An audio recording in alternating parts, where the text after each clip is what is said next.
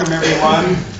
We're holding this meeting today on the traditional territory of the Tla'amin First Nation, our partners and friends. Welcome everybody, and it's a pleasure to see you all here today. It's going to be an exciting evening. We have lots going on. You're all here, I'm sure, for the passing of the consolidated financial statement of the City of Powell River.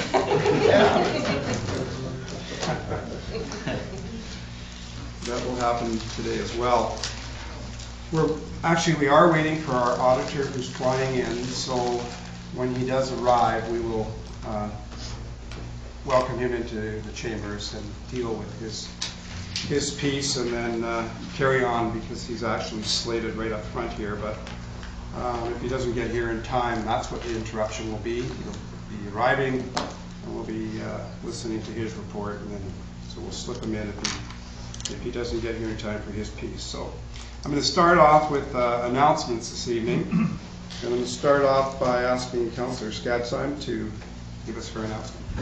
Thank you. I'd like to remind everybody that right now Powell River's community radio station, CJMP, is doing a big fundraising drive to raise $15,000 to move the tower from on top of the bowling alley, which is basically sea level, to the TELUS Tower on Gallagher Hill, which will increase the range to the entire region. So south to Salisbury Bay, north to Lund, and even across the water to Comox Courtney. So check out cjmp.ca and look for them. They've been doing pop-up radio around town this week. They'll be at Nicholas Simon's office tomorrow between noon and 2, and at base camp from 2 till 7, I think it is. Thanks. Thank you very much. I know you're all wondering about the get-up, so I will explain that later in due course. Next, we're going to ask Councillor Hathaway to talk to us about two issues. Thank you. I'm happy to say I use no plastic at all. So first thing, I just want to talk about the RCMP regimental ball, and I won't make the usual joke with all these firefighters in the room, but it is on May 14th, and it's a formal event at the Dwight Hall. Tickets are still available, and proceeds go to the Bruce Denniston Society. So it's an excellent event. If you haven't been before, they only have it every 4 years, I believe. So it's a worthwhile event, so I'd encourage everyone to get out and support it. And we have a new bus that will be traveling from Powell River. I'm not sure if it's going through to Vancouver or to Langdale, but the new bus is in Powell River, and it's going to be at Nicholas Simon's office tomorrow around 11:30. So if anyone would like to come down and see the new Coastal Connector, it will be there 11:30 tomorrow. Thanks. Well, that's good news for the community, because as we all know, we lost our bus line, and it was a heck of a disruption for folks that needed to get to and from Vancouver. So this motor carriers, I think, acted very rapidly in going through the procedure and getting these folks licensed. So we were fortunate that the private sector stepped up, and so we're pretty happy to see that happen. And I want to commend Councillor Hathaway for working so hard on this project from day one, and so thank you. You're welcome. Next, we have Councillor Palm to talk about the shuffle. Thank you, Your Worship. It's my pleasure tonight to say just a few words. We have members of Powell River Pause in our audience this evening, and one of the leads for the Powell River Shuffle, the annual event, which I believe is year 22 or 23? 23 years, and it continues to grow. I understand that this year 301 individuals either did the full marathon shuffle or the half shuffle. 2 weekends ago, the weather was fantastic. I think everybody that turned out had a wonderful day. I know I certainly did. Councillor Leishman was there volunteering, and there's a lot of volunteers involved now, Eagle, and your group has really come a long way, made that an annual event to look forward to with a lot of visitors from outside of our community. And I understand this year you had over 130 come from outside of Powell River, and I'm sure next year you're going to have a heck of a lot more. So I hope you're planning. You're going to be inundated. began already. Is there anything you'd like to add in terms of success or direction or where you're going? I would like to say that without approximately 100 volunteers, if you count in the people who prepared the trail, without all of them participating, it wouldn't happen. And we have people here who helped out and drove people and all sorts of things. And we also had great support from the community, the businesses, and we'd like to thank them as well. And an ad is going in the paper to that effect. Thank you very much. Thank you. Next, Councillor Leishman is going to talk about the Plastic-Free Challenge. And believe it or not, I did participate, and I did have my box of plastic that we tried to keep it down to a minimum, and I forgot it. So I wouldn't have worn it though. I wouldn't have gone that far, but I did have it all in a box ready to go, and I forgot it, and I would have shown it off here because we managed to keep it quite low this month. And it was fun. And I think my wife thought I went squirrely because I said, try not to get anything with plastic in it this month as much as possible, which she tries to do anyways with her little bags and all that stuff. And I hate packaging, it's just such a waste anyway. But anyway, I did participate, and I'm sorry I didn't bring it in. And yeah, but anyways, Councillor Leishman, tell us all about it. April was Earth Month, and being the smarty pants that I thought I was, I challenged Mayor and Council to try to go without plastic, mostly disposable plastic, but we were trying to encompass all of plastic. So the three of us wore our plastic. I thought I was being pretty smart, but I unknowingly ordered some costumes and wigs, and everything came in plastic packaging. And they were natural wigs, so.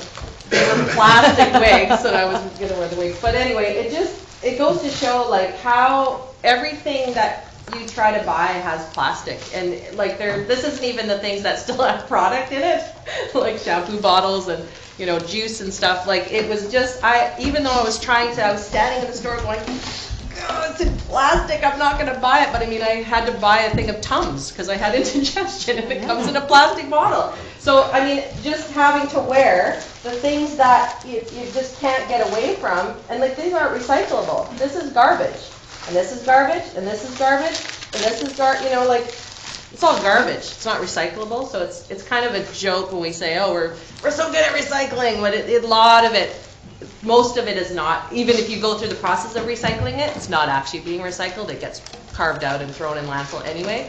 So it was a really good exercise for the whole month trying to refuse plastic. But still, I would go to the restaurants and order it, and if I didn't say, no straw, please, it would come with a straw. And yeah, I forgot my straws. They kept falling on the floor and under the table, and so it's, yeah, wearing my plastic of shame. That was the straws, and the other thing is the toothpicks with a tiny little bit of plastic on the end. Yeah, in your appetizer. So I was out for dinner I brought a filmmaker over from Denman Island to present her film. I wanted to say the Ocean Jive one. I can't think of it now. Tides. Tina Weedo, and she had a great film about going a year without plastic. She challenged 6 families, and they did actually really well, but it was a struggle. And we went to dinner, and I was there with the Let's Talk Trash team, and we all ordered drinks, and all of us got strawed. All of us. Right at the beginning of the plastic challenge. So. What's in your bag, Councillor? It used to have biodegradable kitty litter. Is there anything, any more plastic? Oh yeah, and I've got my bucket, but I've got my milk cartons as well, which are cardboard with plastic all around them. No, it used to be. It is a plasticky. You don't want to show us what's in the bag? Well, yeah, two milk cartons. That's it? Yeah, well, I put more stuff in. It's in there. I put more stuff in, but it just kept on falling off. And I had broke down. I had to have some tandoori naans. And then I was cleaning, and my dustbin broke. This is not recyclable. This is garbage. That's garbage now. Yeah. And that's a Oh, hanger. you got nailed. And that's a hanger. Well, it broke. Yeah, I hear you. So now it's garbage, never gonna go, it's never gonna leave the planet, it'll be in landfill Yeah. forever. You had some ice cream, I see. This feels totally ridiculous.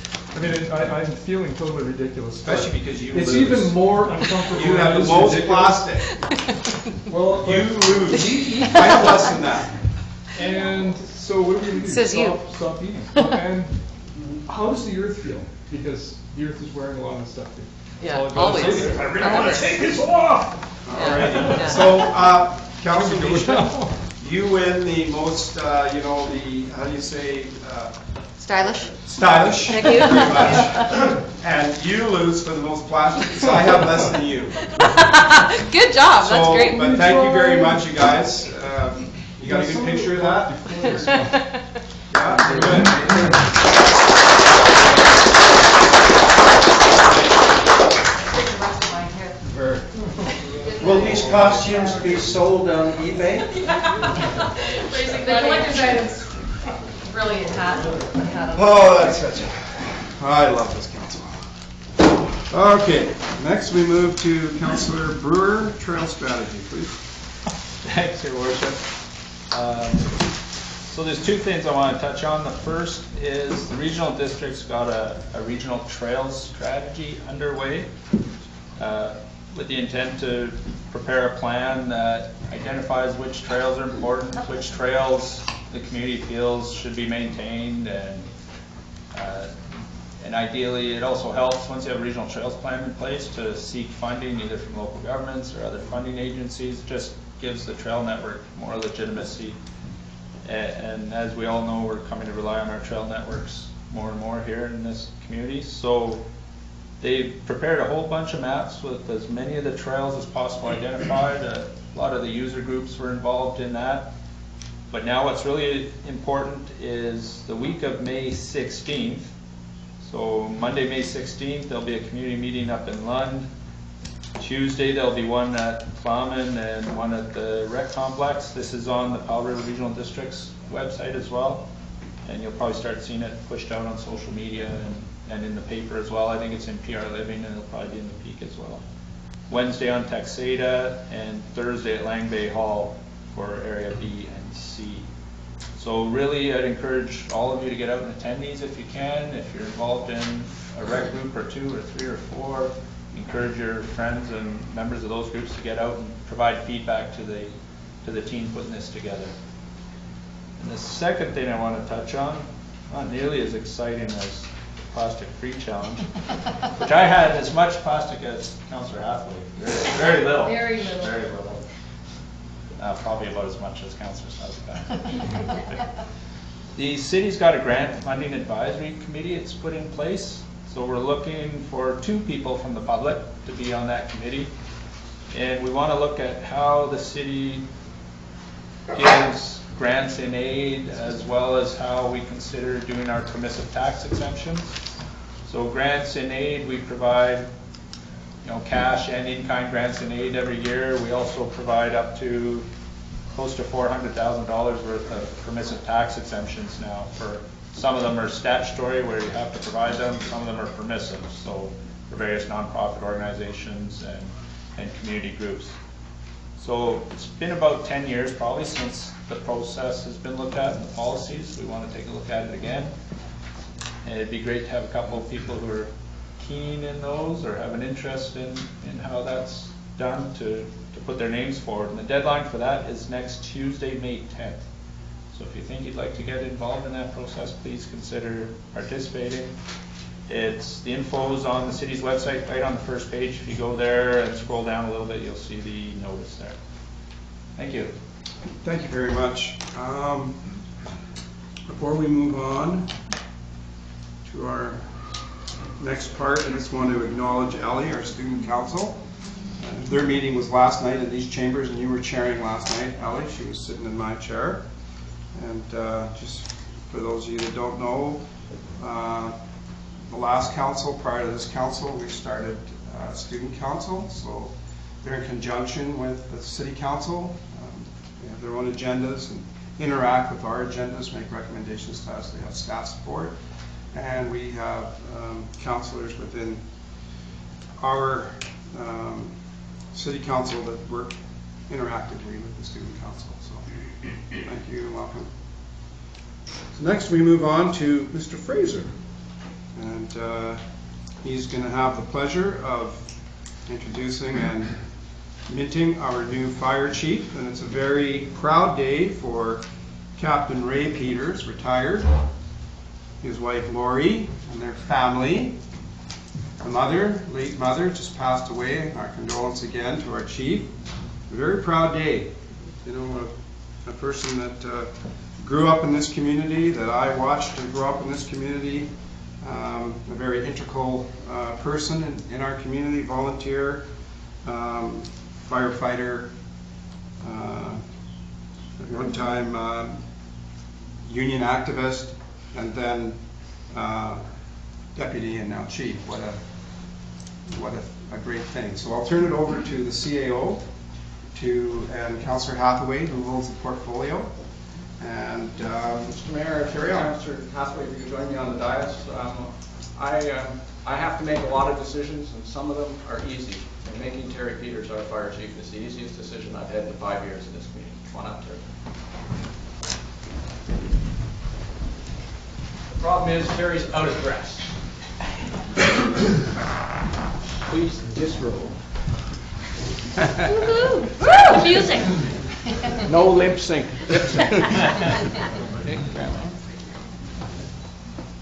Turn around.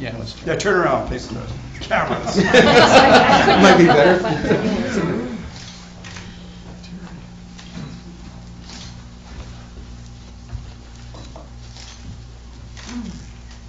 See if I can do this. Acrylic nails aren't good for you. Too tall. There you go. Congratulations. Thank you.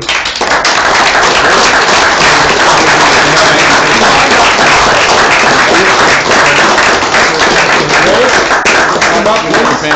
And would you come up and put the jacket on your son, please?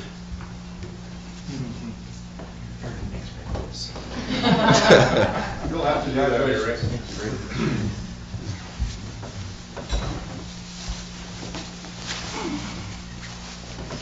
And stay up for a picture, please.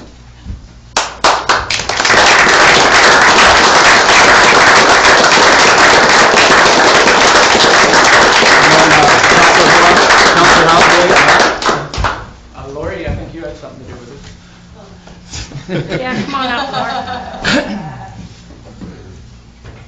No problem. We can put it right in front. That's right. For once, I don't have to be in the front. Yeah, you can stay right in front of it. Looking at the camera, please. Outstanding. Oh, yes, we gotta get that done. We can look happier than that, you know what? Thank you very much. Thank you. Congratulations. Nice work, Terry. Yeah, she sure would.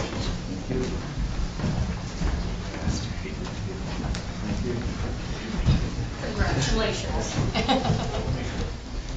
Thank you, guys. And ladies.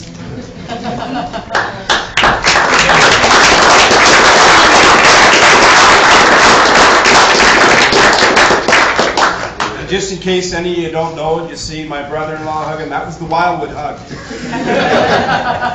I remember chasing him under the cherry tree when he was that big.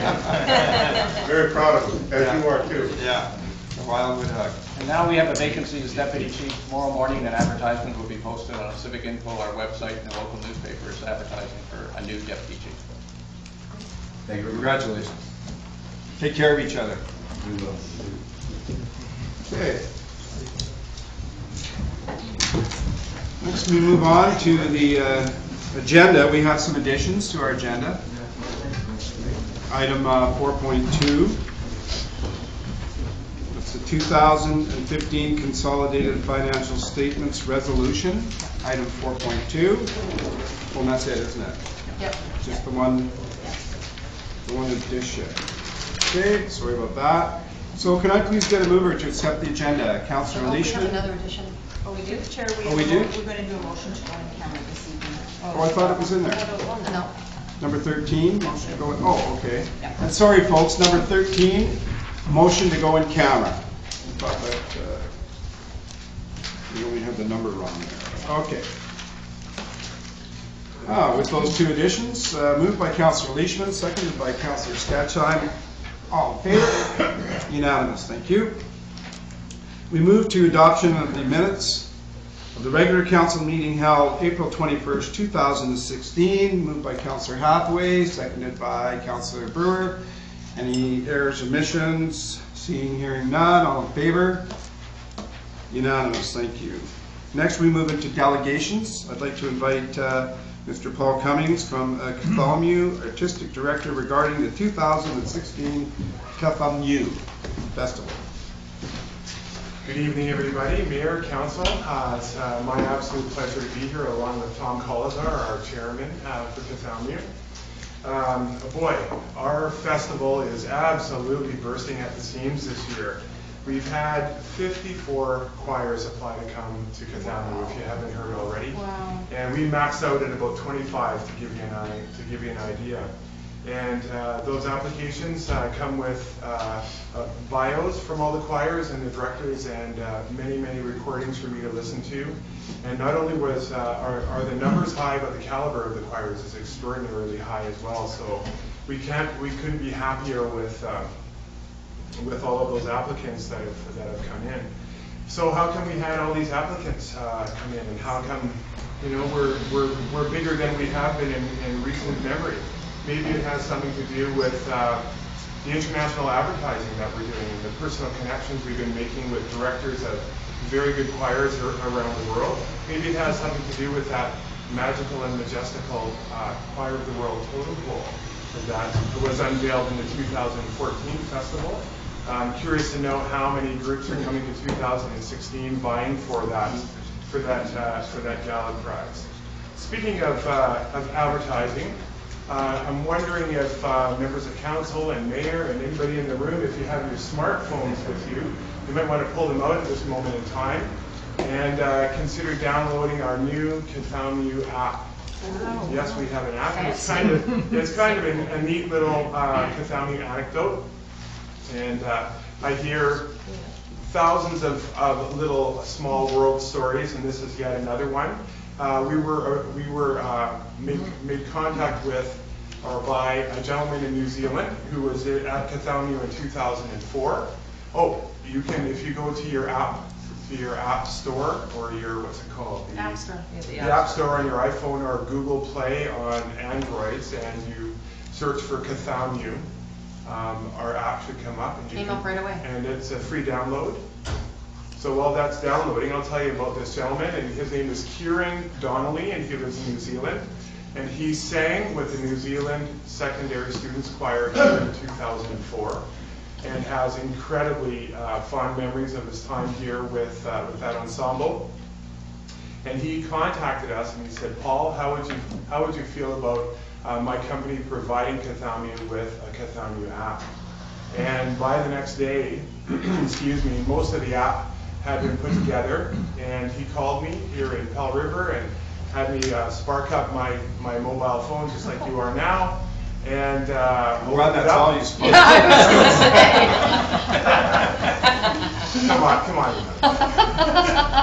So, where was I? I'm sorry. That's okay. I'm sorry. That's okay.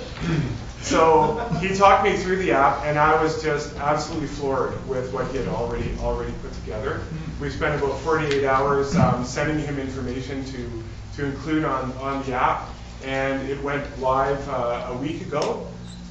And we're in the process of connecting with Kieran one more time so he can give us a tutorial on how to administer the map ourselves. So we won't have to use him and his company. So for example, if your app has come up already, you'll notice that in the bottom right hand corner, I think, there's an icon that says calendar. No, it says concerts. And if you click on that, it has a whole list of all the 18 concerts that are being provided, all of the groups that are performing at it, time, ticket prices, and at the bottom of the screen, it says save event, and if you click on that, it will save that event right to your calendar. That's one of many, many things that the app will do. Another favorite of mine is artists, the artist icon, and it has a list of all of the choirs, all of the guest choirs and artists in residence, photographs, bios, videos, everything's on there. So it's a great tool. It's a tool that anybody can download anywhere in the world. So groups, participants who are preparing to come to Cathamu can download this app, and they'll probably find out their concert schedule via the app before we have a chance to contact them, for instance. So we think it's very popular, going to be very popular, and for those of you that don't know, we organize tours for choirs after Cathamu. We send them on tours around the province, and all of the hosts in different communities around the province will be able to utilize the app as well to be able to advertise the concerts that the Cathamu choirs will be giving in different parts of the province. So that's very, very, very exciting for us, and just a nice little Cathamu small world story. Our artists in residence this year are absolutely wonderful. Our choir in residence will be here for a few short days. They'll be opening the festival at the gala opening and doing a couple of concerts on the first full day at Cathamu.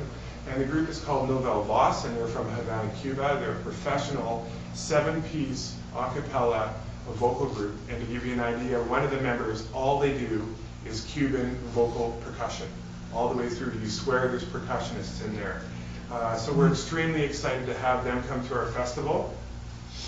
The New Zealand Secondary Students Choir, which is an honor choir of representing all of the secondary schools in all of New Zealand, have been together for 2 years.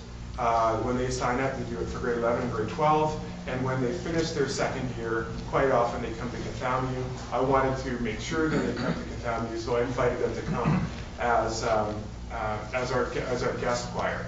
So they will be joining our Powell River Choral Cathamu Festival Chorus in a lot of the big numbers that occur in the gala opening and one of our big concerts that we refer to as concert number 5.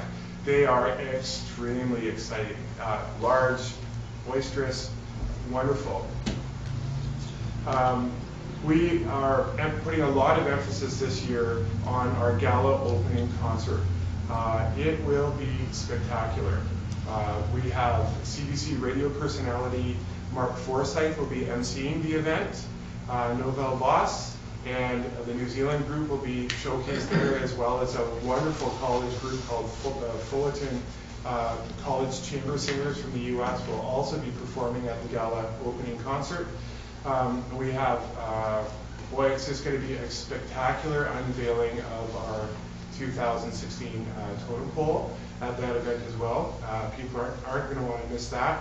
And there will be some original world premiere compositions from composers like Tobin Stokes and Ontario composer named Sarah Cortell has composed 2 selections for Cathamu this year. So the long and the short of it is we have our work cut out for us. We have lots of people coming, and we need homes. We have accepted more choirs from overseas, and of course the overseas choirs automatically stay with Powell River families. And we've just decided we're going to accept as many as possible, and we just have to find homes for these people, which is a real perk for the participants coming from overseas, and it's a real perk for the families. It's I think I can speak for families that have homestayed, billeted in the past. It's a very, very personal and touching experience, and they make friends from all different parts of the world. So, so that's a big emphasis for us is the homestay. Are there any questions about the festival this year? I've got most all the answers. So, just in a nutshell, those are a few things that we're really excited about and wanted to pass on to everybody in the room. And we're always trying new things. And we've had a couple of flags that we've had, Cathamu flags that we have had made for the festival. One of them is going to hang in the Great Hall over the course of Cathamu. And the second one we would like to present to Mayor and Council. and with the hopes that you would proudly fly the flag during Kathamu, and possibly even the month leading up to Kathamu this year. So without further ado, I would like to ask Mayor Formosa and Councillor Leishman, as you oversee the fine arts portfolio, if you would come forward and get a picture with myself and with Tom Collizar. Yeah. So before we do that, I would just like to introduce to the cameras, Tom is the chair. He's graciously, Tom Collizar, stand up, Tom. Face those two cameras there, just for the heck of it. Wave at the cameras over there. So he's the local product. Played for the Rotary hockey team in Pups and Bantam. He was our big defenseman. I was a little winger, and his father was our coach. And he went off and had a great career as a chemical engineer, I believe. Geophysicist, actually. Geophysicist. We're so proud of him. Science. And came back home. Retired here, has joined the men's choir. Yep. And stepped up as the chair of Kathamu. So we want to say thank you on behalf of your community.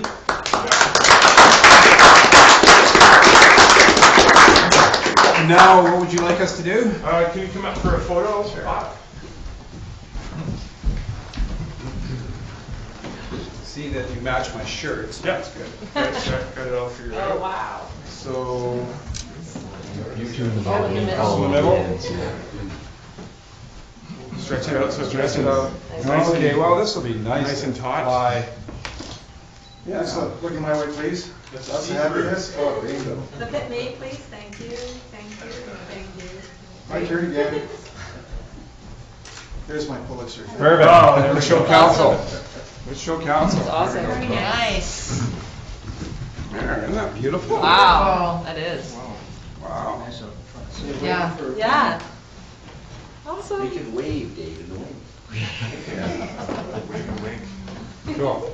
Thank you very much. Okay. You take it. Appreciate all the hard work. Yeah. You bet. And in closing, we just have. Marie will take it. Tom and Marie. Marie will take it. And in closing, we would just like to thank council for all of your ongoing support with Kathamu. In general, financially for this year, and also for becoming a partner in that in the Fire of the World totem pole. It really means a lot to us, and thank you very much. Councillor Hathaway has something to say over on. Yeah, I just wanted to confirm what fun it is to have billets. I don't think there's been a single Kathamu that I haven't had billets, from little kids to adults.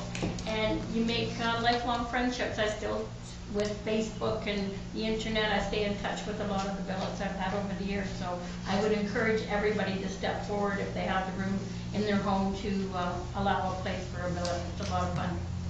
And Joyce, thank you very much. I didn't know who you were with here today because there's other organizations here. But thank you very much for all the volunteering you do. And Joyce is part of Team Kathamu. She's in charge of marketing for the festival. lucky you guys. We're very happy to have her on board. I bet. Thanks a lot, Joyce. Okay.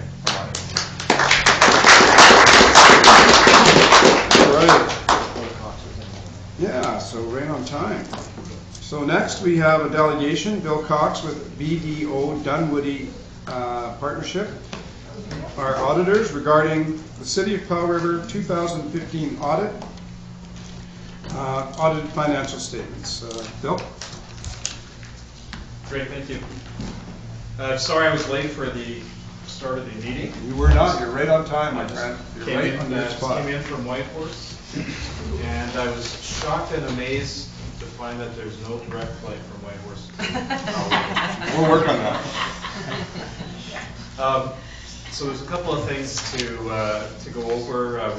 There's some draft financial statements, and I was just talking to your interim director of finance on the way in, and she said that she's already been through the financials in a little bit of depth with you already. So I thought it might still be worth spending maybe 2 minutes on some highlights out of those. And then there's a couple of fun and exciting audit things that we always have to make sure that we talk about.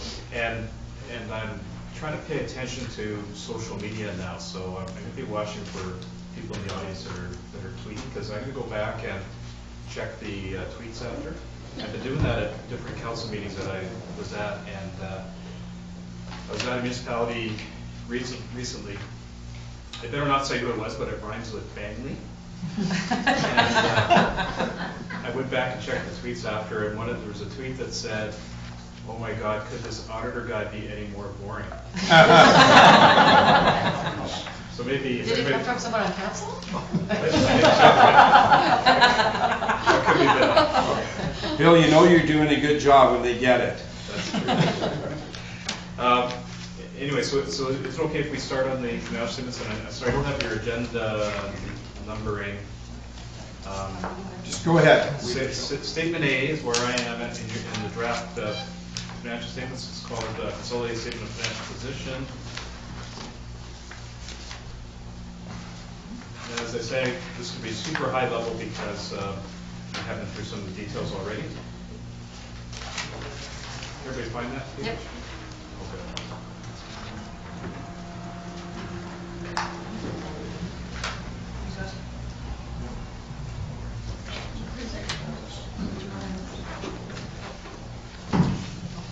So this is actually a page where I like to make sure that we do talk about it, because this page here, this is your financial position at the end of the year, and you spend so much time, during budget time, you spend a lot of time on what are the revenues and expenses going to be, what are the tax rates going to be, and during the year you get a lot of good explanation on how you're tracking, how revenues and expenses are tracking to budget. But it's sort of my personal opinion that we don't spend enough time in this sector. We don't spend enough time sort of just stopping and saying, well, where are we at? What's our overall financial position at? And that's what this statement A tells you. Although it doesn't necessarily tell you that easily because of the accounting requirements that you have to follow. You have to follow these things called Public Sector Accounting Board rules. And what Statement A says, if you look at the bottom of that page, it says you have something called accumulated surplus of $106 million, 106,753,284. So that sounds like you're super, super rich. But tweet this guy. I don't know what is boring.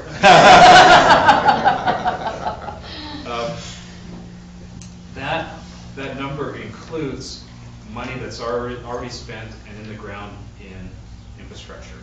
It hasn't been expensed yet because we expense all that stuff over its useful life. So for things like water lines and sewer lines, that could be 50 years or more. So it takes a long time to expense it, but the cash is gone. So you can't look at that 106 million and think you got 106 million to spend. And that's why there's a note reference there. You see it's referenced to note 14, and note 14 is on page 19 of that package. That breaks down that big $106 million item into a whole bunch of categories. You don't necessarily need to know what each category means, but the biggest one by far, second from the bottom of that note, says investment in tangible capital assets, $84,751,000. So that's cash you've received from taxation on all of your sources over the whole course of the life of Powell River, and that cash has gone into infrastructure. It's been spent on roads, computers, water, etc. So it's not available. So that's kind of my point, is the biggest chunk of that is not available. Right before that $84 million line, there's a line that says operating fund and appropriated surplus, $22 million.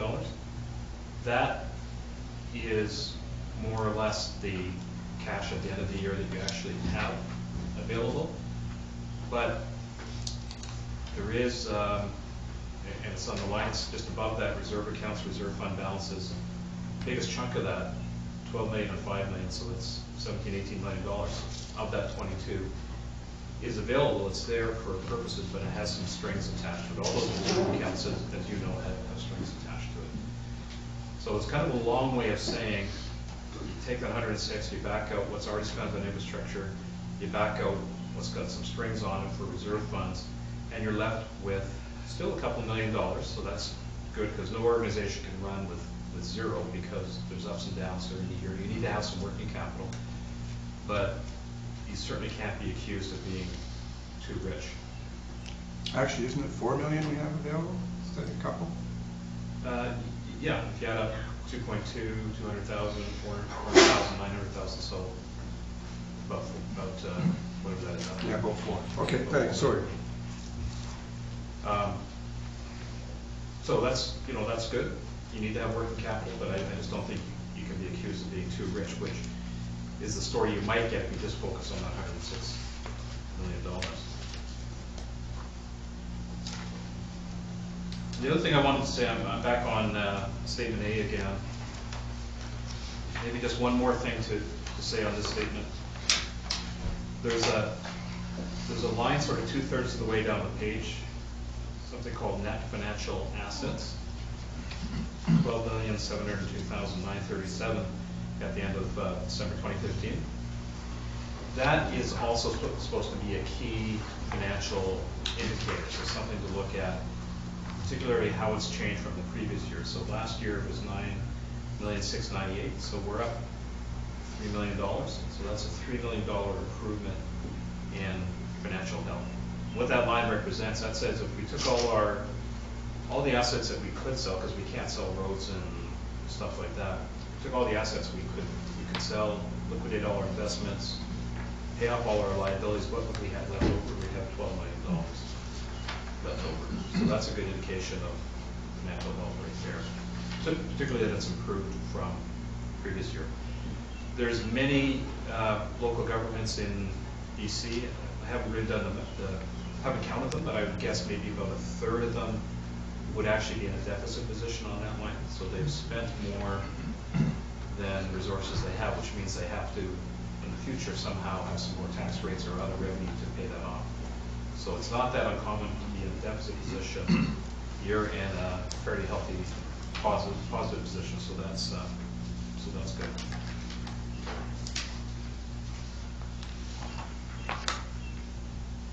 Now that's super high level, but that's, I think, really kind of the big picture points I want to get across on that page. And then if we could just spend 2 minutes on statement B, the page after that. I think there's some good stories on this page as well.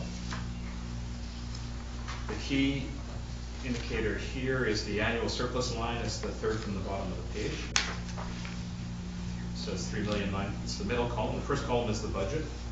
So there's a requirement to put the budget on here, and the budget has to be prepared on this page has to be prepared on an apples and apples basis. So it's sliced a little bit differently than it is in your financial plan bylaw, but those are all the numbers that come out of that bylaw.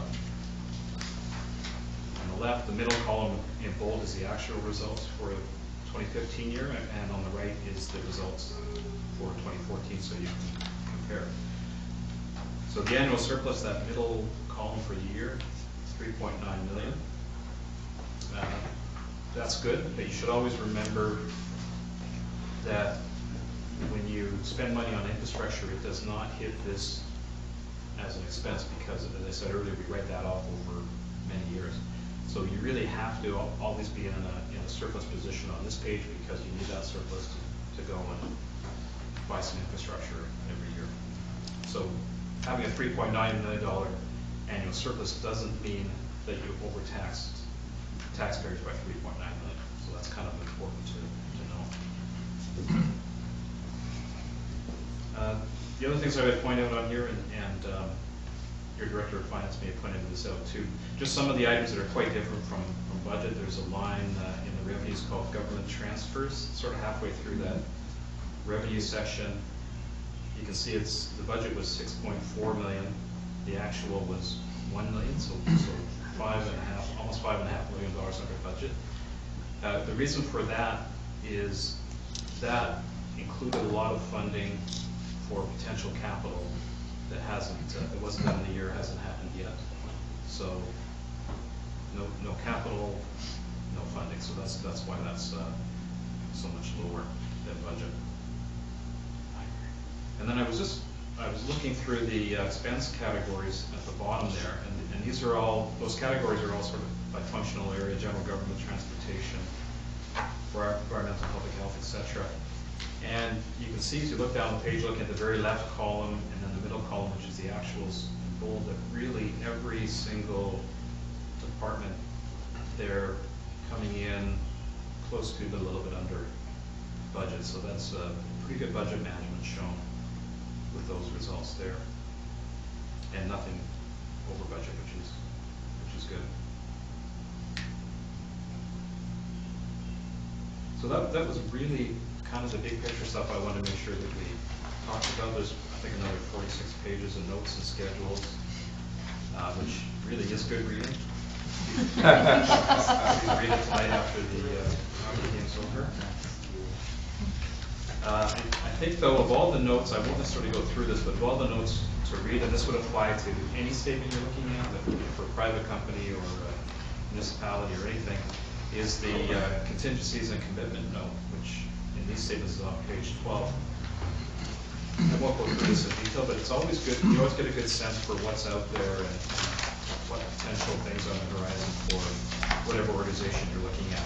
So this covers things like potential lawsuits, pension plan payments.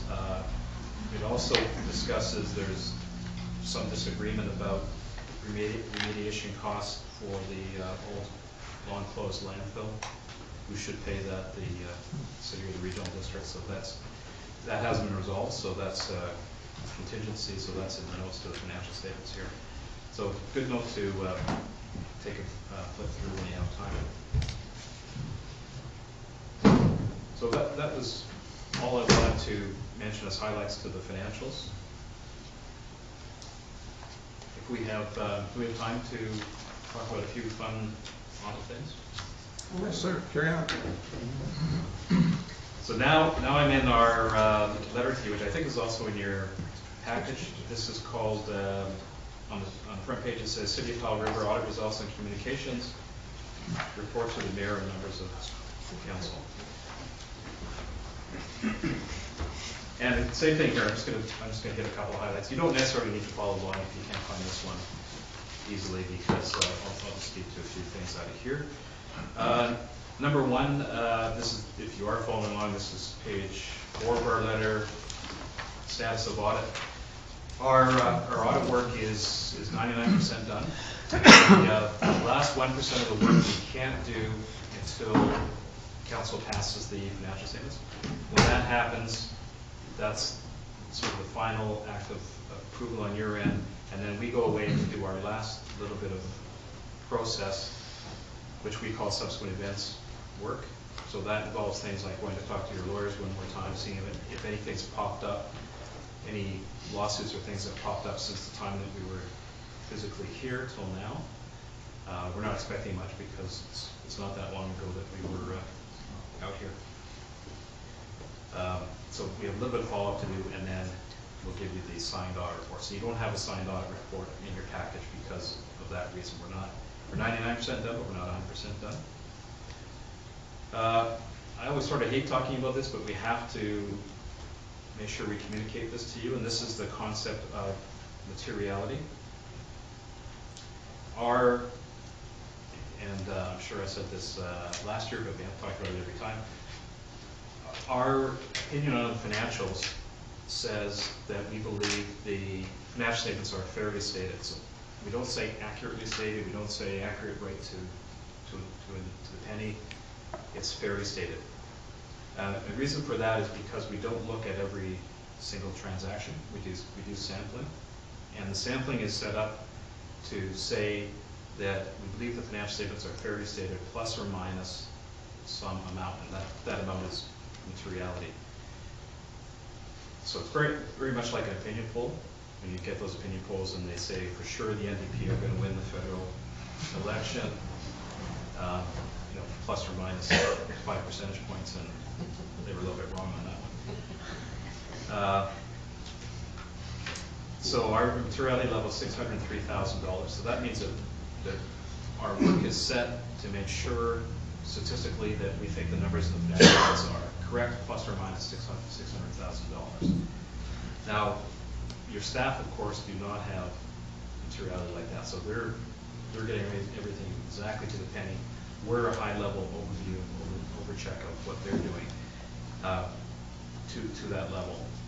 And I should also point out, there's certain areas where we kind of ignore that $600,000, and that's anything to do with something that might be an illegal act, like a purchasing kickback, or something that is fraudulent, like expense reports that weren't real.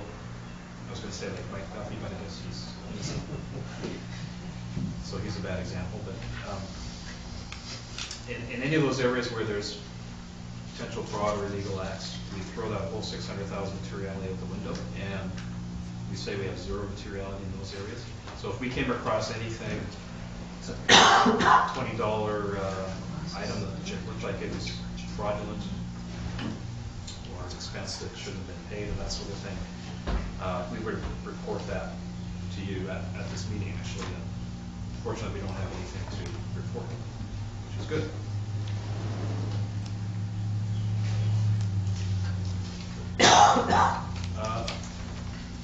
There's something else in the audit process I wanted to mention as well, and we talked about this a little bit on page 7. Page 7, 8, and 9. These are areas, I won't go through these in detail, but these are areas that we've identified, audit areas that require us to spend more time on than other areas. So these areas, they're either more complex, or they have lots of volume of transactions, or lots of estimates involved. So more time in these areas than other areas. The one I want to mention is on the bottom of page 7. It's called Management Override of Controls. I love the wording to this point. It says, management is in a unique position to perpetrate fraud because of management's ability to directly or indirectly manipulate accounting records and prepare fraudulent financial statements. I just love that point. Really makes you feel good, But I think it's important that you know that we're not picking on your management. This is a requirement of all audits, that we have to consider that this is, you probably heard that, the term tone at the top. The tone at the top of an organization starts with the council and then senior management. What's the tone of the organization? Do those at the top of the organization have to follow all the same processes and controls that the lower line staff have to? That's the way it should be. Everybody's subject to the same rules and controls. And that's something that's important to us, because if there's an organization where the senior management thinks, well, they're sort of in charge, they run the place, they can do whatever they want, that's a really bad sign. It's a really hard organization to audit, because we really don't know if we're getting straight goods when we're talking to them. So very, very important process, and we have no concerns here. I only mention it because if you're reading this, it might sound like we're picking on management, but this is something we do with every audit. Then 2 more quick things to mention. I guess I already talked about fraud a little bit. On page 11, we have a whole page discussing fraud and what auditors do with fraud, or what our responsibility is for fraud. The key here, I think, is if something is going on in our organization, if there is some fraud, people will know. So we make a point when we're doing our audit work, we ask management, senior management, we ask staff we work with, is there anything, do you have any concerns, whether it's proven or not, do you have any concerns that maybe something's going on somewhere in this organization?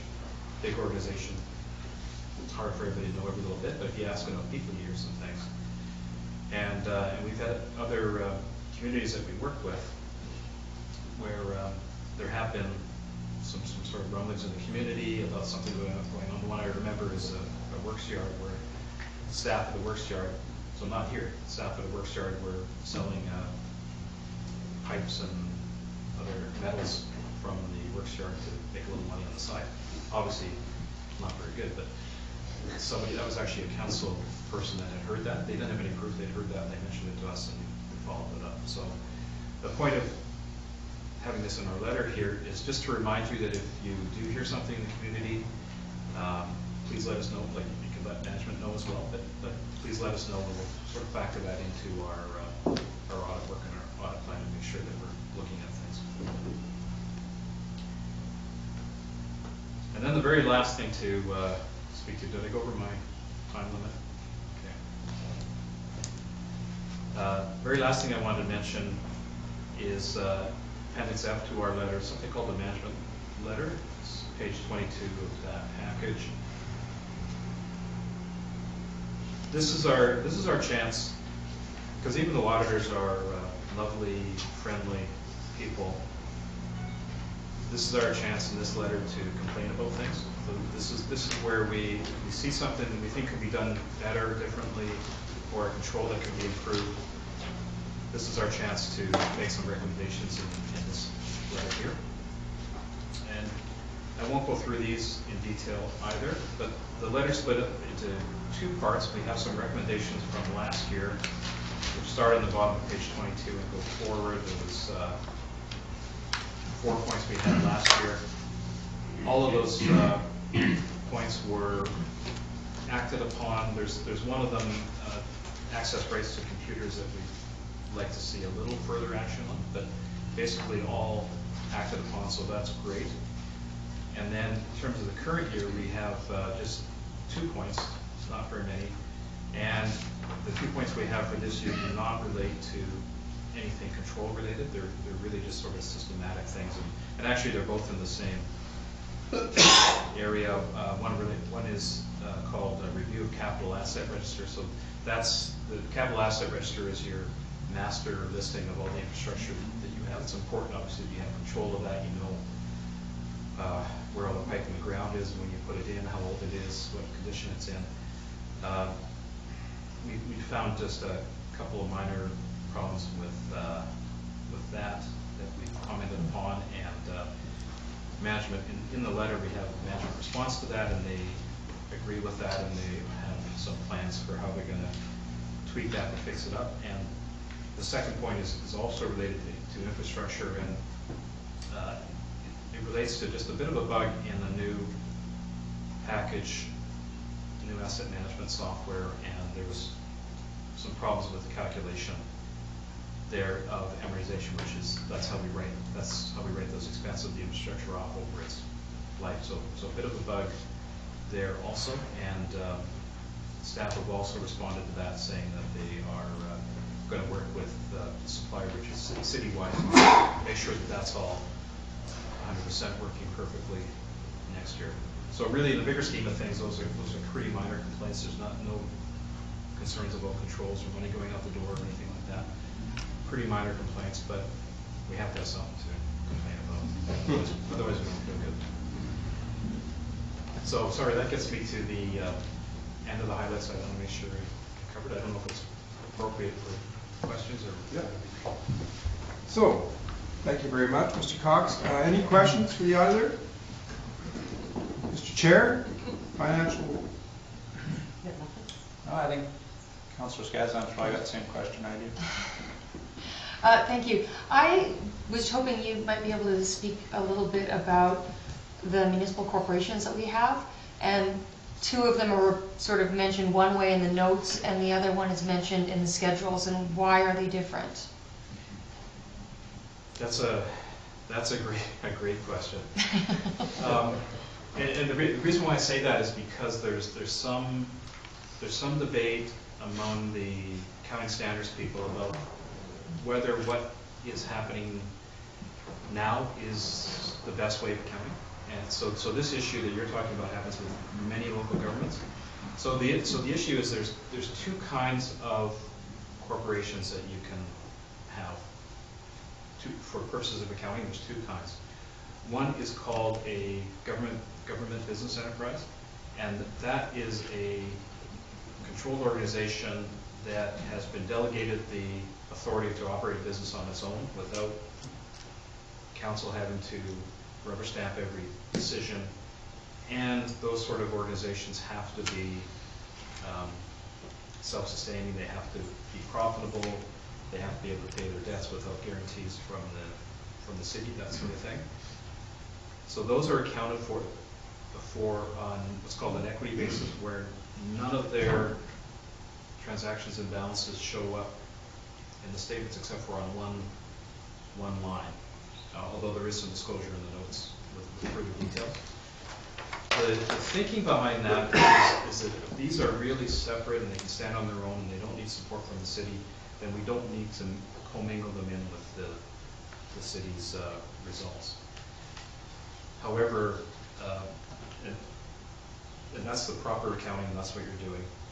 However, there are some rumblings out there in the community that maybe that's not the best accounting practice to do in terms of the taxpayers. Not just here, I mean, Canada-wide, it's the same thing across Canada. So the other type of organizations that you own that aren't, so if they don't fall into that government business enterprise category, then they have to be fully consolidated, which means every single line item, every revenue that they have, every expense they have, every asset they have, every liability they have, line by line basis, all of that has to get added in and mingled in with the city's results. So two completely different ways of treating organizations, and that's really why the accounting standards people are taking a look at that, saying, is this really the best thing to do? Because it does create a lot of confusion. I can see there's a confusion here, just like there is everywhere else as well. All right, any other questions? Councilor Brewer? So just drilling down a bit further on that one, so the Powell River Power Development Corp that we've got, and the Powell River Waterfront Development Corp, so they're similar corporations, although one has hardly any activity. It's really a shell at this point. So it's only reflected in here insofar as the the accumulated surplus, and then there's a Schedule 8 in there that's got the interest report, $1,500 or something. But there's a liability in terms of a loan, us being the only shareholder to that corporation. So that's reflected in the statements for that corporation that we consider later on, but they're not built in to the consolidated statements the way the Waterfront Debt Corp statements are. So I think that's where some of the confusion was that we discussed at, I can't remember now if it was committee of the whole or finance committee, but it did come up there, and I think that's a confusion why one would be incorporated that way and not the other way. Is it just a question of level of activity and extent of liability? Yeah, level of activity, ability to sustain itself in the future through revenues. I should have said those revenues have to come from outside the city. So to be a government business enterprise has to get revenues from a source other than the city and be able to sustain You itself. did make that clear. Yeah. Oh, okay.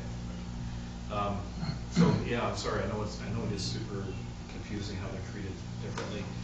If you drill far enough into the statements, as it sounds like you've done, if you could get to the notes and the schedules, you can actually pick all that information out. But it's a bit of work to get there. Oh, that's good. I know that's not the best answer, but I can tell you the standards. That's worthy of a tweet. Yeah. Any other questions? Madam CFO, do you have something? Actually, no, I don't at this point. I think Bill's provided a really good overview, similar to what we went through the other day. So I hope this council has a good understanding of the state of the nation, so to speak, what your financial condition is. And I think Bill highlighted some of those points for you and things for you to watch in the future as a council as well. Thank you very much. Okay, thank you. Mr. Carl.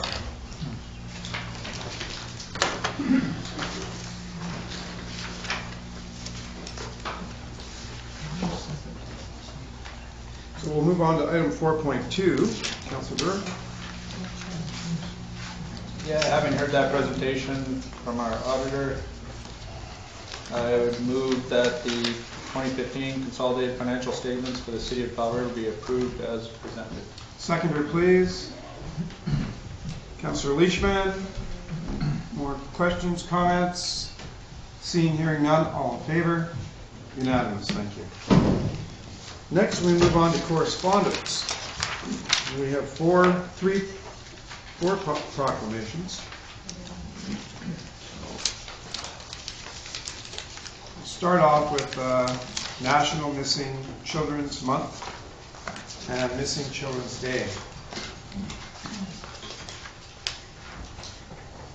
And I just want to mention on this particular request, it actually came from Mrs. Dundee.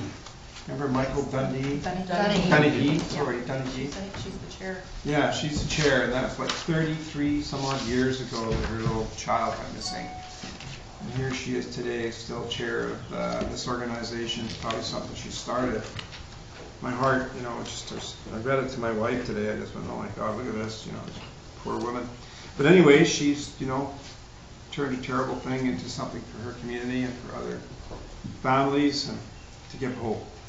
So it's my pleasure, whereas Child Find British Columbia, provincial member of Child Find Canada, is a non-profit registered charitable organization incorporated in 1984. And whereas the mandate of Child Find British Columbia is to educate children and adults about abduction prevention, to promote awareness of the problem of missing children, and to assist in the location of missing children. And whereas Child Find's annual Green Ribbon of Hope campaign will be held in the month of May, and May 25th is National Missing Children's Day.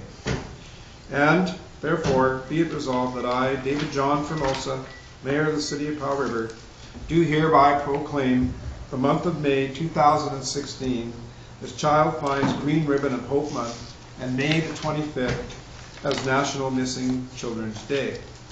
I urge our citizens to wear a green ribbon as a symbol of hope for the recovery of all missing children, and to remain diligent in our common desire to protect and nurture the youth of our province. Next is National Public Works Week. That's why my brother-in-law, Don Krompacher, is here, just in case you didn't know. He spent his career in the city's public works yard, and we thank him for that. He spent his life here as a young man till he retired. Whereas public works infrastructure, facilities, and services are vital to the health, safety, and well-being of residents of Powell River. And whereas such facilities and services could not be provided without the dedicated efforts of public works professionals, engineers, administrators who are responsible for building, operating, and maintaining public works systems that serve our citizens. And whereas the Public Works Association Institute Public Works Week, as we institute Public Works Week as a public education campaign to inform communities and their leaders on the importance of our nation's public infrastructure and public works service. And whereas it is in the public's interest of citizens and civic leaders to gain knowledge of the public works needs and programs of their respective communities. And whereas Public Works Week also recognizes the contributions of public works professionals. Therefore, I, David John Formosa, Mayor of the City of Powell River, do hereby proclaim the week of May 15th, 21st, 2016 as National Public Works Week in the City of Powell River. Our next one is a proclamation of Powell River Community Foundation Week. Whereas the Powell River Community Foundation serves the Powell River region, offering people a variety of ways to make a difference in our community throughout philanthropic giving. And whereas the Powell River Community Foundation builds endowment funds that benefit the community forever and helps create personal legacies. And whereas the Powell River Community Foundation is a community leader fostering collaboration on issues of broad interest to create positive change. And whereas the Powell River Community Foundation is holding its 15th annual general meeting on May the 17th, 2016. Now, therefore, I, David John Formosa, Mayor of the City of Powell River, do hereby proclaim the week of May the 16th, 2016 as Powell River Community Foundation Week in and about the City of Powell River. And this organization was formed by local business people that own the Crossroads Mall, and they take a portion of the monies out of that every year and put into this foundation and solicit folks wherever they can, whenever they can, to join them and partner with other foundations like the Vancouver Foundation where possible on different community needs. So our hats are off to, that group, same group that I believe, has been acting generous and helped us get our library. So those are the folks that started that foundation. Next we have parachute. Oh, I stopped there. That's next time. Wow, good. Okay, thank you very much, Madam Clerk. Parachutes next month, so next 2 weeks. So make sure you come out for Parachutes Safe Kids Week. Thank you, Madam Clerk. All right, next we move on to committee reports. Item 6.1, minutes of the committee of the whole meeting held April the 19th, 2016. The acting mayor, Councillor Skatsai. Thank you, Mayor Camosa. Yes, we met on April the 19th, promptly at 3:30. We had one addition to correspondence before we approved the agenda. Adopted the minutes of the previous meeting. We had a delegation from Ann Nelson from the Patricia Theatre regarding Boulevard Garden at the theatre. And the upshot of that was unanimous consent was given to direct staff to work with Ann Nelson to investigate the feasibility and options for a demonstration rain garden and report back to council. We received a letter regarding a change to backyard burning month. And we have an addition to receive for a letter from R.A. Dublion regarding medical cannabis dispensaries. And by unanimous consent, it was agreed that Councillor Hathaway, as Protective Services portfolio holder, the Mayor's CAO, RCMP Staff Sergeant, and City Clerk look into options regarding regulating medical cannabis dispensaries and come back to Council with recommendations. Also, that we should wait for the result of the appeal against the City of Abbotsford injunction. We had a report from Director of Parks, Recreation and Culture regarding washrooms at Gibson's Beach, which is coming up tonight on item right next, 7.1. Report from the Director of Planning Services regarding Board of Variance appointments, which is also coming up tonight, 7.2. And a report regarding the Sustainable Official Community Plan Policies conformance with the Provincial Riparian Areas Regulation, which is going to come to a future council meeting. And a report from the Interim Chief Financial Officer regarding Community Forest Grants, which is also coming up tonight under 7.3. And a report from the City Clerk regarding email policy for council members, which is coming up tonight under 7.4 on the agenda. We had community engagement reports from Councillors Hathaway, Southcott, Palm, and Mayor Formosa also. We reviewed the action list, and under new business, we discussed the Dwight Hall parking lot subdivision, which is also coming up tonight under 7.5. We had a motion to go in camera, and then we received a question from the public regarding the riparian area regulations and adjourned the meeting at 5:14. Thank you very much, Councillor. Next we'll move on to item 7.1, carrying on with committee recommendations. Washrooms at Gibson's Beach, referred from the committee of the whole meeting April 19th. Councillor Paul. Thank you, Worship. I'm just going to give a little bit of background to this item, washrooms at Gibson Beach. This came out with discussions with the Wildwood Ratepayers meeting, which was held sometime, I believe in October when I was there. We were talking about recreation. We were bringing up a number of topics for discussion. A couple ones that come to mind that we're working on are the replacement of the playground equipment at Sunset Park. That's still underway and getting a lot of flack from that because the park equipment's not in yet. But we're working on that and hopefully it will soon be resolved.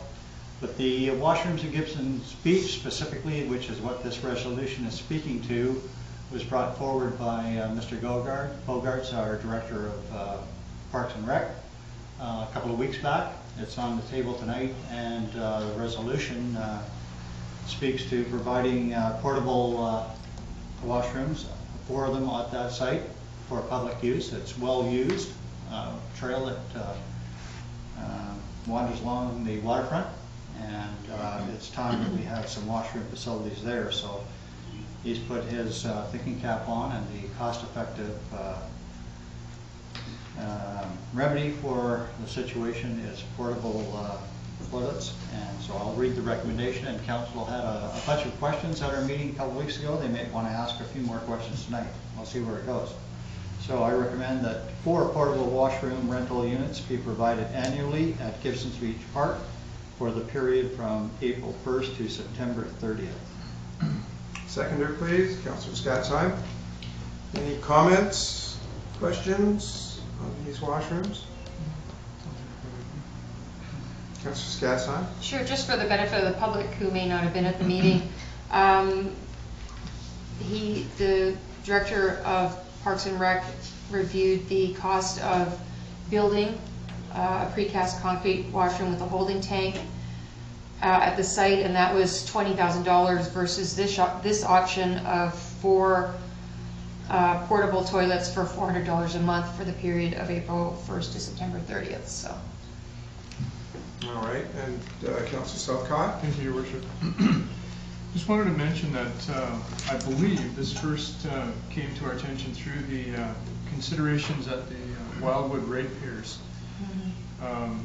And I just wanted to make that point because to me it demonstrates how democracy doesn't just happen here or when people go to the polls or when people turn up here to council meetings, but it happens throughout the community.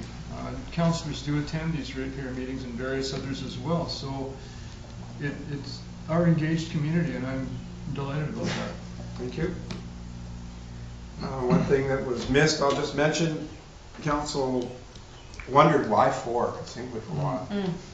And what we were told was when you took into consideration how far away from sort of the city, I'll say work yard it was, and the cleaning that it would take to come every day and clean it, we thought we were better off with 4 units and it would keep labor down. And this year is sort of an investigative year. And so that, we thought 2 would do, but when they explained to us, the labor and all that stuff, then we said, yeah, we get that. So it was well thought out. All in favor? Unanimous, thank you. We'll move on now to item 7.2, Board of Variance Appointments, referred from the Committee of the Whole, April the 19th, 2016. Councillor Southcott. Thank you, Your Worship. Just read the recommendation and make a comment.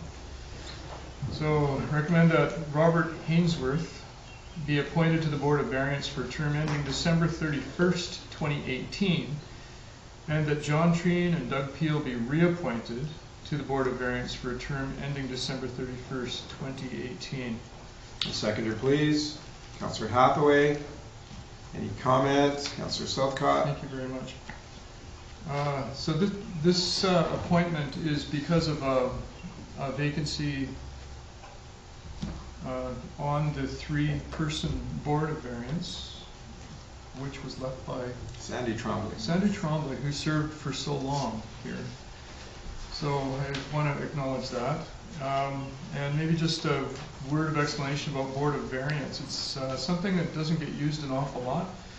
It has to do specifically with zoning bylaw, and when somebody's going to do something with their home and property within the city, if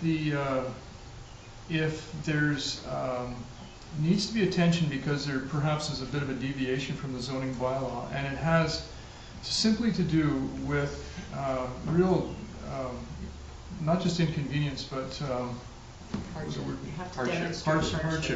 Yeah, thank you, Madam Clerk. It would be pretty obvious that if those kind of things need to come to council, but if it's quite obvious what our decision would be, then the Board of Variance can look after that task instead of having to go through the whole process of coming to council. So I think that's better for people in the community and better for keeping the business streamlined of council as well. So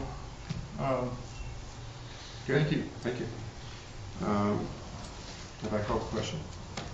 All in favor? Oh, sorry, Councillor Burr. At that committee meeting, you had suggested sending a letter. Yeah, I was gonna mention that after, let the vote happen. All right, I'll let you call it. Okay.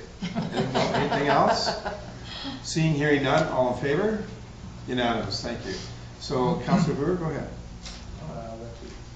The chair, you go ahead.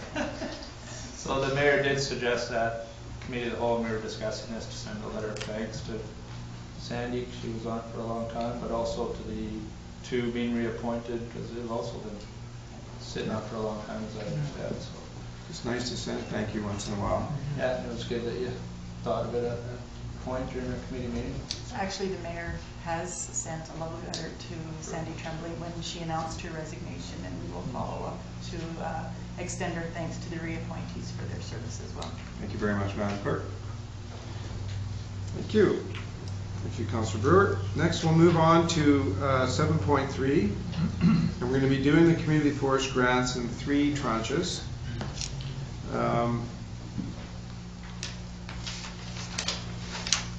Yes, so I'll turn it over to Councillor Brewer, the Finance Chair. Councillor Brewer. Thank you, Your Worship, and I'll just go ahead and read the recommendation. I'm sure some of us might have couple things to say once it's on the floor. I move that the following grants from the 2015 Powell River Community Forest dividend be approved. City of Powell River sign at Powell River Track and Field up to $10,000. City of Powell River Logger Sports Seating Arena up to $50,000. City of Powell River Park at Marine and Alberni up to $124,700. Powell River Regional District Emergency Services Fire Structural Protection Unit up to $40,000. Powell River Fine Arts Association building upgrades to 5395 Timberlane up to $94,767. Powell River Heritage Society Santa Train Paradise Exhibition Park up to $1,500.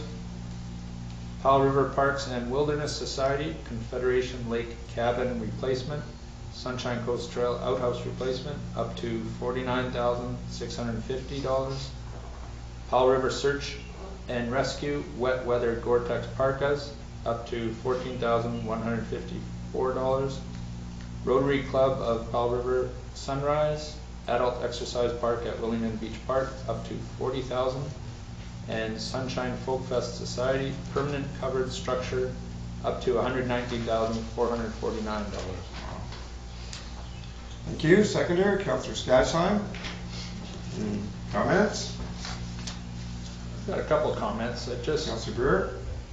Thank you, Your Worship. I just want people to realize so far the Community Forest Reserve Fund has provided about $5.1 million. The grants tonight, if they all go through, will bring us up to just under $6 million in dividends from the community forest.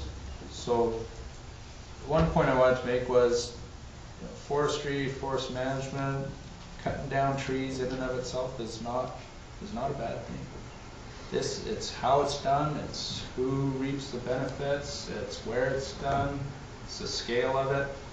You know, the forest professionals that work out there, the forest technicians, the forest industry itself, the loggers, all their support, crew, consultants, they do a great job locally here. And this is a great example of local ownership, local investment by the community, local dividend. You see it all around town. If you go through the list of projects that have been funded to date, it's great. So I just wanted to put that out there because I've seen a fair bit of late being rather dismissive of forestry, and it's an important industry for a lot of people in this community. And when we can have a dividend like this provided right back to the community, right into assets that we all benefit from, I think it's great and needs to be celebrated. Thank you very much. Any other comments? If I call the question? You could now. And then I'll make a comment. I know we have 2 more. All in favor? Unanimous. So on the heels of Councillor Brewer's comments, you know, we are, logging is a renewable resource. And it's done in this community diligently. there's been a long history of cooperation in this community. One of the fellows sitting right across from me, Mr. Waltz, has spent many years sitting and negotiating with all the local corporations on the Sunshine Coast Trail and just about every other trail within this community.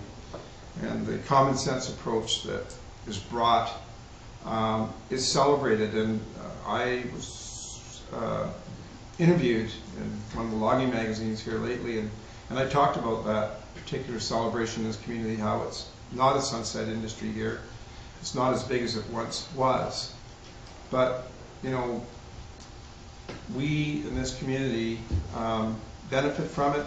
They're good paying jobs, and we work in harmony.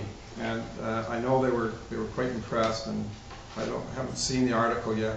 I wait to see it, but I just wanted to also put that out there. And I also want to so much thank the board of directors of the community forest, the volunteers, the professionals from within this community that are in this industry or retired from this industry. One sitting at the table here, or at the front chair here, Mr. Hassett, who's been with this board, I think, from inception, if not a number of years through. So, you know, our hats go off to this organization and for all their hard work.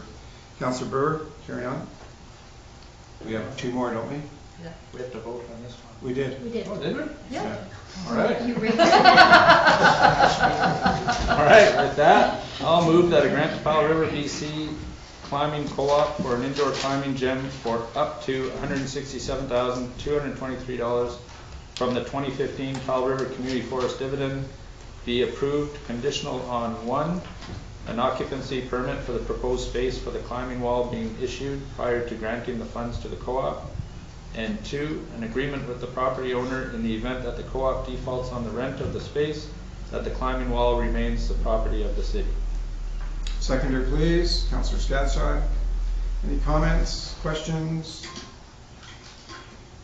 I'm going to say that on this particular grant, I know that the Community Forest Board, which is I think the only board I sit on as mayor, and I know a lot of our councils sit on many, they really beat this one up. They put a lot of thought into this. It's, you know, you've got a community asset going into a private building. It's a non-profit society running it, and same with us as a council. We discuss this, and I think this is going to be good for the kids and good for the climbing enthusiasts, and I really hope that it's successful. Councillor Brewer. Yeah, it's another great project. I'll support this. I like the conditions. I think it's fair and reasonable. It'll be another great asset. There's lots of great community support for something like this here.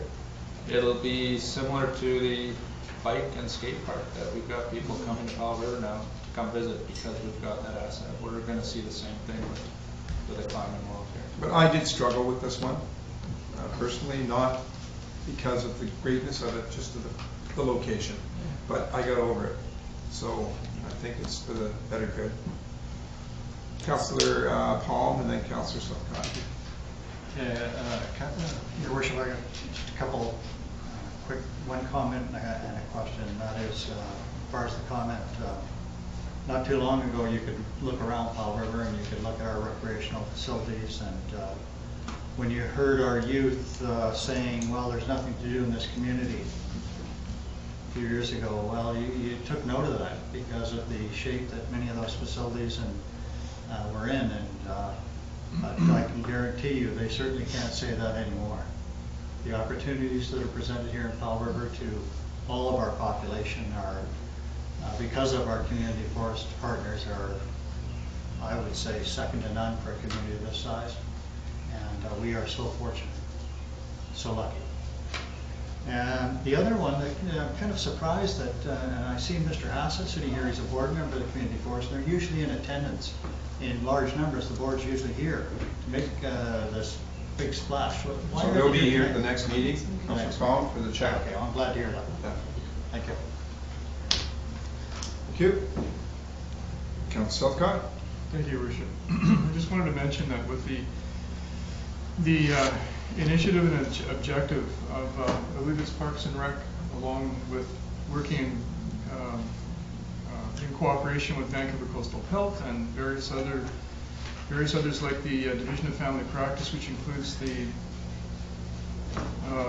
all local physicians.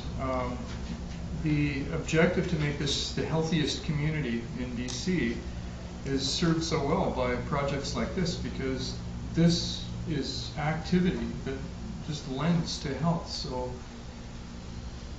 I just can't support more. Can't be more I supportive. can't be more supportive. Thank you. Promised I'd take care of you. Sorry. It's that plastic, it sort of got into my brain that, I can't be more supportive than this kind of programs. And I think we're so lucky here. We live in an area that's so conducive to all these kinds of activities. But to be able to start kids and adults in that kind of facility, then there's Real Rock. And it's just down south, and it's over by Powell Lake, and it's up the Goat Main, and we have some world-class major walls here that are a little on the remote side, but not to mention so many other amazing features to our natural wildernesses. So I just have said that. Thank you very much. Thank you very Thank much. you for the help, too. Alrighty. And, sorry, Councillor Leash. I just wanted to add that we did receive a lot of letters of support for this, and including my favorite one from a 9-year-old that was handwritten in pencil.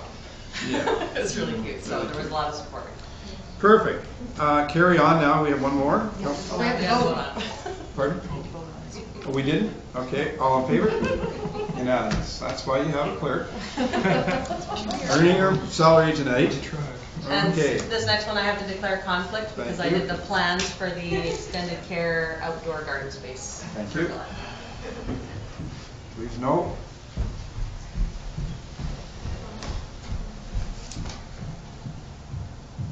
Alrighty, Councillor Brewer. I move that the following grant from the 2015 Powell River Community Forest Dividend be approved. Family and Resident Care Council Evergreen Care Unit, outdoor garden space, up to $156,200. Seconder, please. Councillor Southcott, any comments? I will make one. This is another one that was a tough one, this particular grant, because you come to the point and you say to yourself, where is downloading? You know, where is the government downloading? We know they're downloading on us all the time. And it's really tough when you're a small city, a small municipality, and you don't have, you know, lots of industrial and commercial tax revenues. We're working on it, it's coming.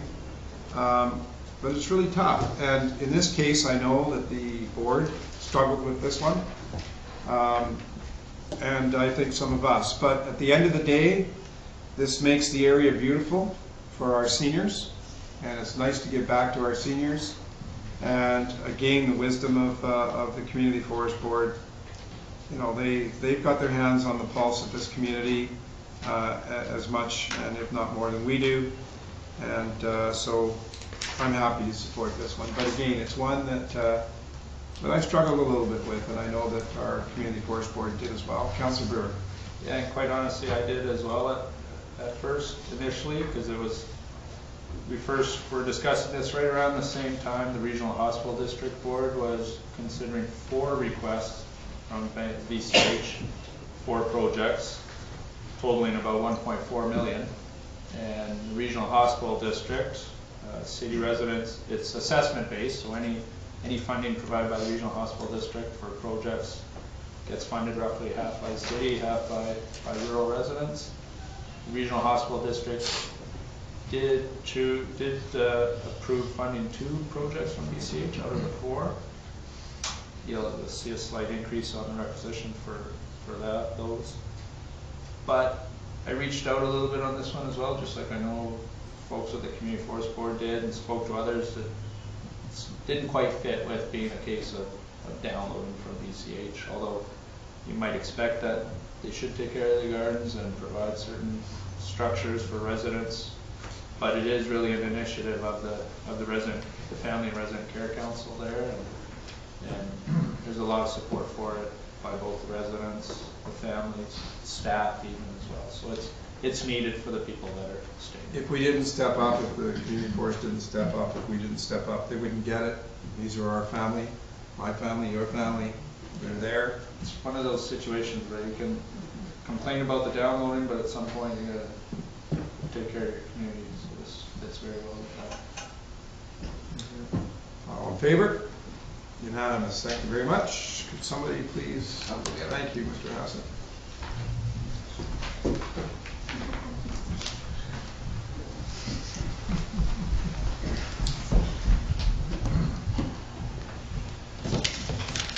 Alrighty, we move on now to 7.4, email policy for council members.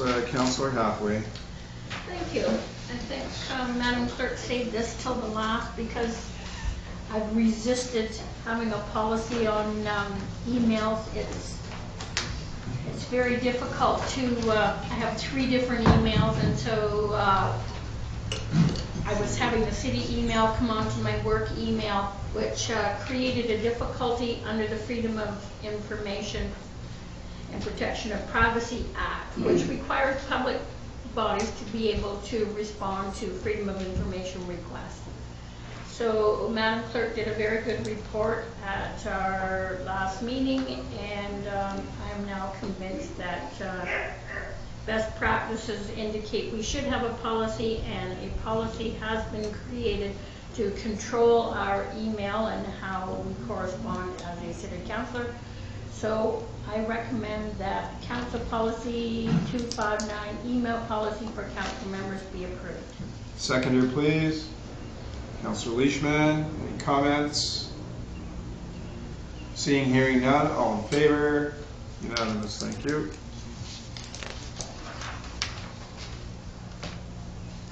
.5, subdivision to create permanent Dwight Hall parking lot.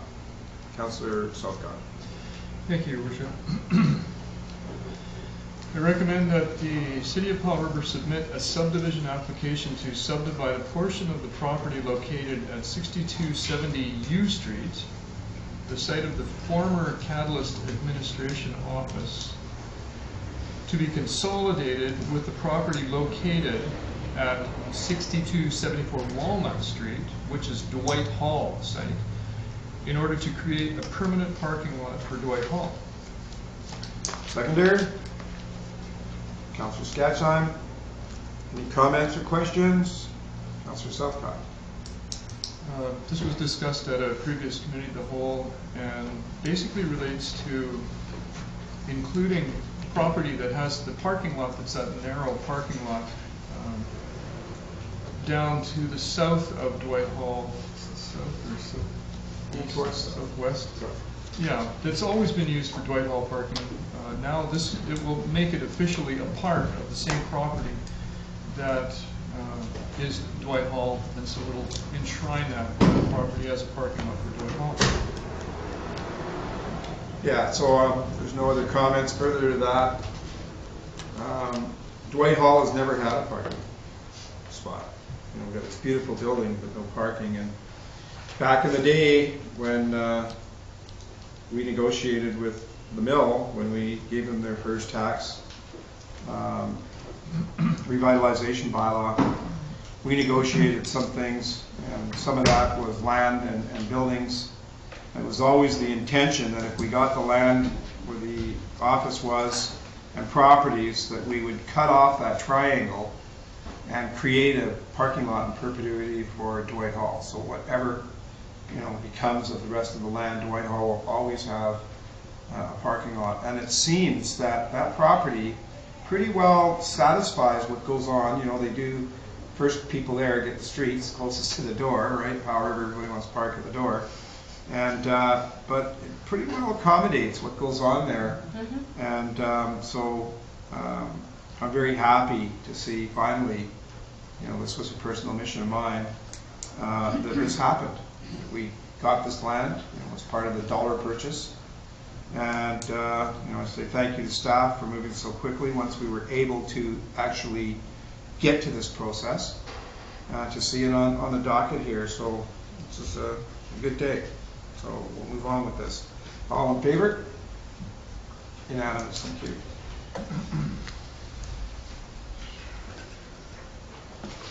Item 6, report from the interim chief financial officer regarding consent resolutions for municipal corporations. I call on Madam Acting CFO to please speak to the next recommendations.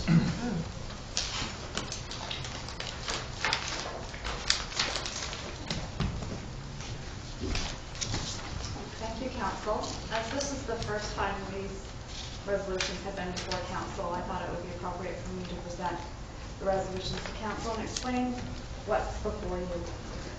But in doing that, I must advise that the resolutions that are in your agenda package need to be amended. I had further review of the resolutions completed today, and I have a few changes. And I thought I'd do each resolution individually and walk through what the change is, because if you have any questions, that you can actually ask them before we proceed.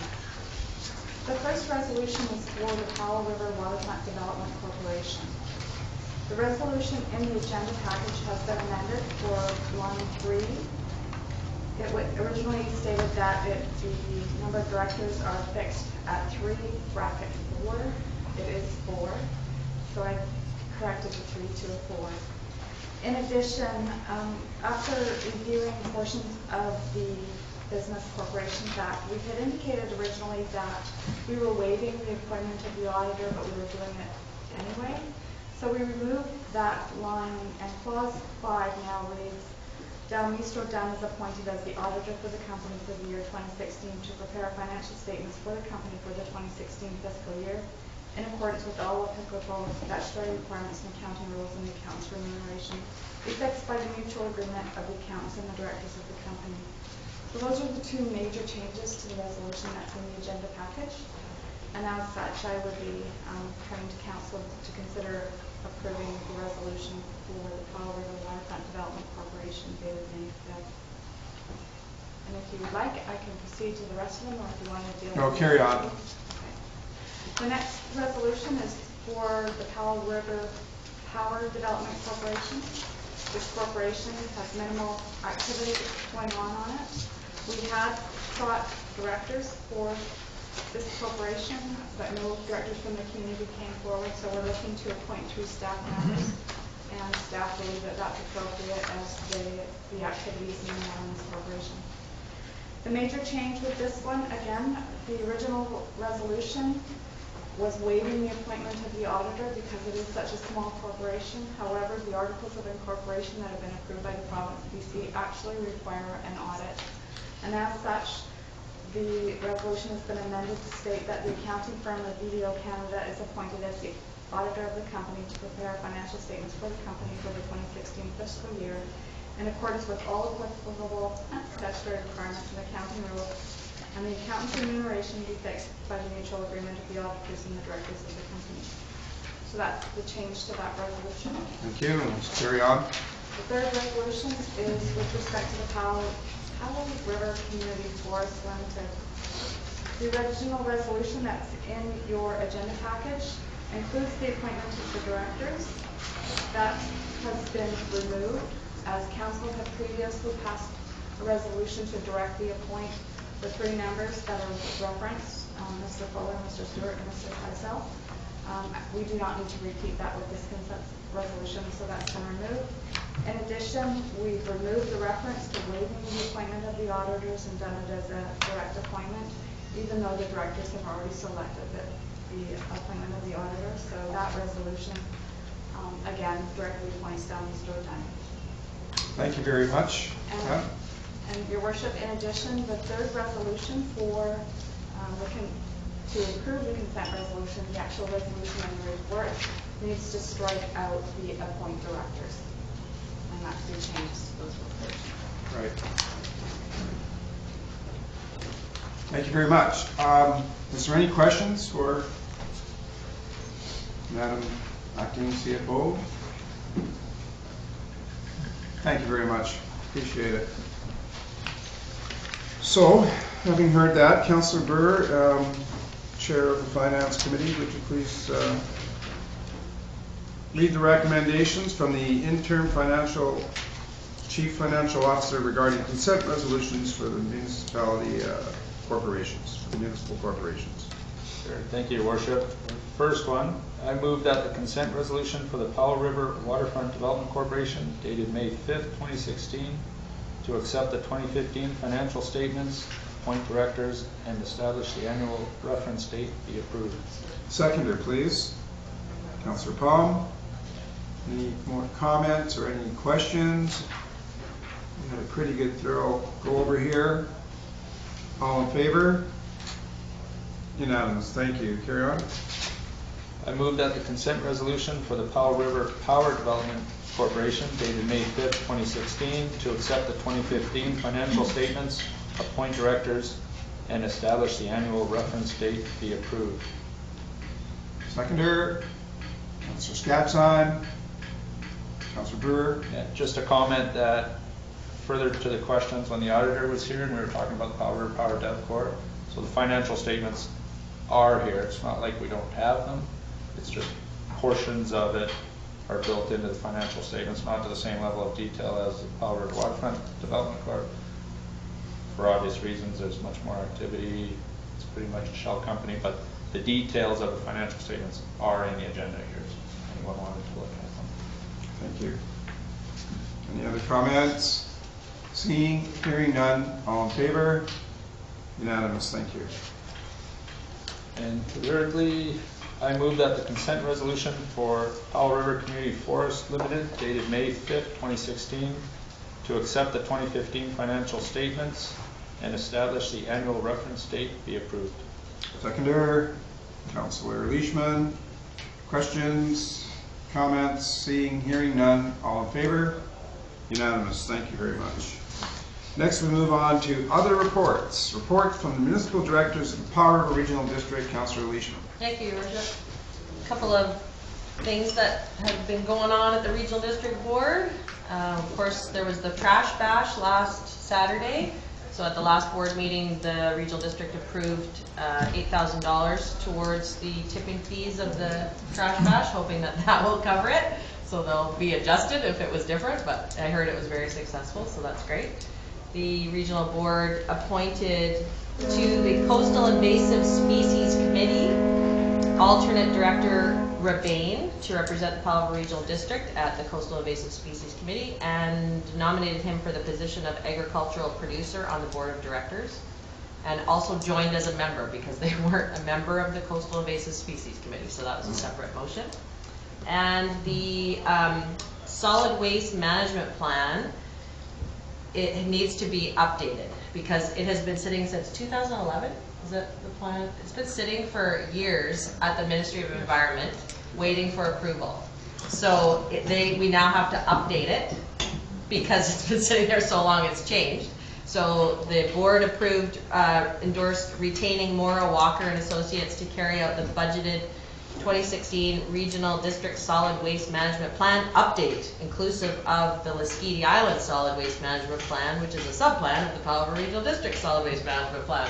Are we going to send the bill to the government and that department? Yeah, for we should, right? The update? I think we Send should. it to the Ministry of Environment, say, hey, what's the deal, people?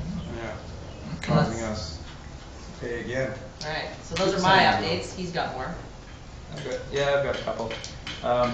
Just further to the trash bash funding, the city also provided some funding for that, $5,000. So it's close, hopefully, to paying the full tipping fees. Yeah. The other thing the board did was agreed to forward the following resolution to the Union of BC Municipalities at the next meeting in September, and I'll just read it out. Whereas subsection 2 of section 204 of the Local Government Act denies a board of a regional district the discretion to deal with an extended absence of a director due to illness or injury, and whereas the residents of an affected electoral area have petitioned the board of the Powell River Regional District to provide relief at its discretion, therefore be it resolved that the legislature of British Columbia be requested to amend subsection 2 of section 204 of the Local Government Act by deleting the reference to illness or injury, thus leaving the granting of leave to the discretion of the board. So right now, if a board member can be disqualified if they meet so many meetings or they're gone for so many days without leave, right? So obviously there's everyone on occasion can have good reasons for not being able to attend either council meetings or board meetings. There's a section in the Local Government Act that's a little bit nebulous, and it's caused problems for certain regional districts when it's got wording in there about it doesn't apply if the absence is because of illness or injury. So you get into situations where maybe it's hard to define what illness or injury is. It's up to interpretation, so you're left in this limbo where maybe a regional district's board can't address perhaps the absence of a director, or I'm not sure. So this is something that will go to UBCM as a resolution, and it'll be debated there by everyone that attends UBCM. Apparently it was quite a discussion at the last gathering of the regional district chairs and CAOs last month, I think it was. A couple of financial assistance requests that were provided. $600 for the Powell River Cycling Association for Bike to Work Week. So that's coming up at the end of the month, and we do meet again before Bike to Work Week. Yes, we do. So everyone start thinking about Bike to Work Week. It will be challenged. Yeah. You know, I might participate in this one. I did the plastic-free challenge. And Texada had a number of financial assistance requests. $1,600 for the Texada Food Bank, some for the Royal Canadian Legion, some for Texada Island Spirit Committee, and also the Sandcastle Committee. So to help with a number of events and activities on Texada Island. And I think that was about it for the board. Thank you very much, directors. Appreciate that update.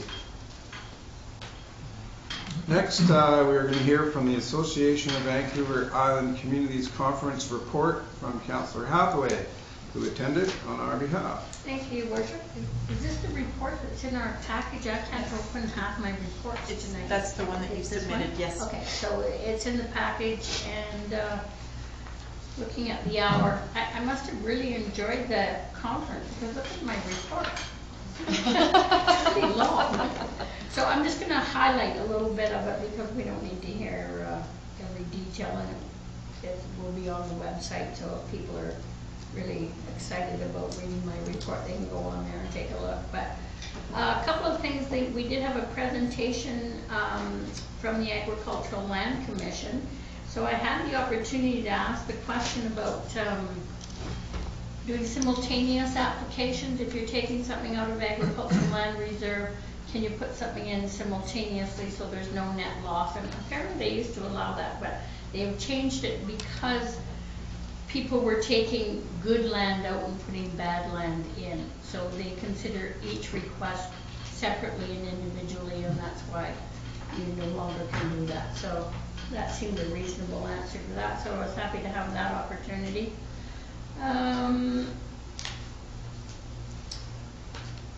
And then we had all the usual kind of presentations that you could attend. Pick the ones you wanted to attend, so they're all on here. We had some politicians, Andrew Weaver and John Horgan spoke to us. And we did have a late resolution to go forward at AVICC, which was on the herring fishery, and unfortunately, because they had other pressing issues, it was not allowed for debate.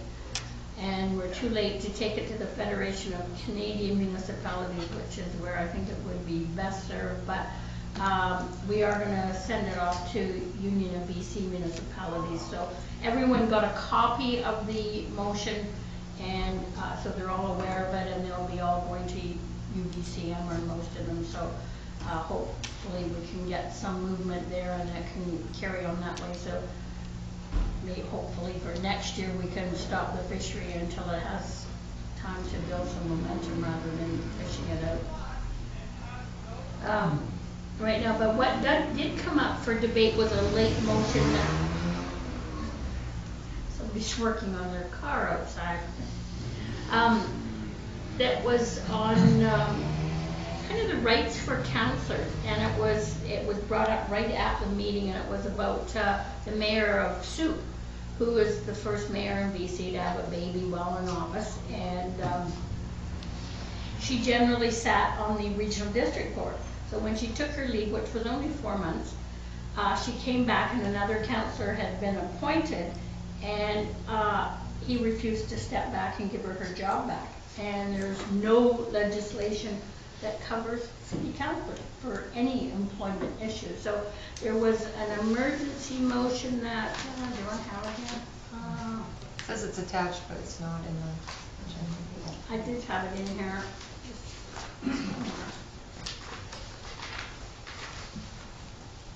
It was called parental rights for elected officials. So they wanted some sort of legislation to go into employment standards.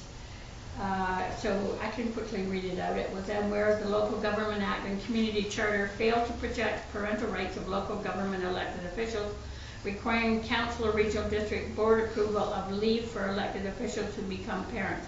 Therefore, be it resolved that ABICC and UBCM requests that the provincial government amend the Local Government Act and the Community Charter to guarantee maternity and parental leave for elected officials to be consistent with the Employment Standards Act provisions following the birth or adoption of a child, and be it further resolved that the legislation be amended to permit the elected official to return to work on the same terms that were in place at the start of their leave, and that any change in the elected official's appointment to committees, boards, or commissions will not be made as a result of the maternity or parental leave. So that motion passed. So those are the kind of exciting things that come up at ABICC, and the motion package is now online. Somebody can go through and see what motions were passed, which ones were rejected, and a number of those will be going forward to UBCM. So that is my report, Madam Clerk. Thank you. And your worship. Thank you. What? I was going to give you the motion if you... So if I can through the chair, so we do have Councillor Hathaway's report is posted on the website. It's under the City Hall heading, and then just go down to where it says reports, and we've since attached the link to the ABICC with all of the resolution dispositions, so it's all together in one spot. Excellent, that's great. So anybody who's interested in reading about what happened there, it's all online, so good. Thank you very much. Good report. Good job. Item 9, bylaws. 5-year financial plan 2016-2020 bylaw 2441 2016. Bylaw for the City of Powell River 5-year financial plan for the period 2016 to 2020 inclusive, referred from the Committee of the Whole meeting May the 3rd, 2016. Recommendation, Councillor Brewer. Thank you, Your Worship. And we did discuss this and review this at both Finance Committee and the last Committee of the Whole, and the information is in this agenda as well. But the purpose is to reflect a number of changes, budget changes to our 2016 budget, and a number of them are, we've labeled them as kind of non-discretionary. They're carry forward items or corrections that needed to be made. There are some new budget items reflected in the changes, and I'll just go through a bit of a summary that was in the report for the benefit of everyone. The revenues were reduced by about $282,000, most significantly due to changing how we were accounting for in-kind grants, and increased operating expenses by about $1.7 million, largely to reflect the $900,000 for Powell River Community Forest Community grants that we just approved tonight, and also reflecting the library furniture and equipment of $680,000 that had been approved some time ago, carry forward projects and other adjustments. The changes also reflect some increased capital acquisitions by $5.9 million, most of which is for the library and some of which is for some strategic land acquisitions and other carry forward projects. There's a draw, it also reflects a draw of about $2.26 million from reserves and surplus, and also accounts for additional debt of $5.7 million for library and interim financing for land. And you can look at the attachments to this report that's in the agenda for a lot more detail. And with that, I'd like to move that 5-year financial plan 2016-2020 bylaw 2441 2016 be read a first, second, and third time. Seconder, Councillor Leishman. Any questions, comments? Councillor Scatsa. I just want to point out that this does not make any changes to the municipal taxes. This is, this bylaw doesn't propose any changes to the amount of municipal taxes. It's just Perfect. Keep them down as much as we can. Any other comments? Hearing none, all in favor? Unanimous, thank you. Next, move on to item 9.2, annual property tax rate bylaw 2426-2016. A bylaw for levying the property tax rates for city, regional district, and regional hospital district purposes for the year 2016. Referred from the Committee of the Whole meeting May 3rd, 2016. Councillor Brewer. We also reviewed and discussed this in some detail at Finance and then Committee of the Whole.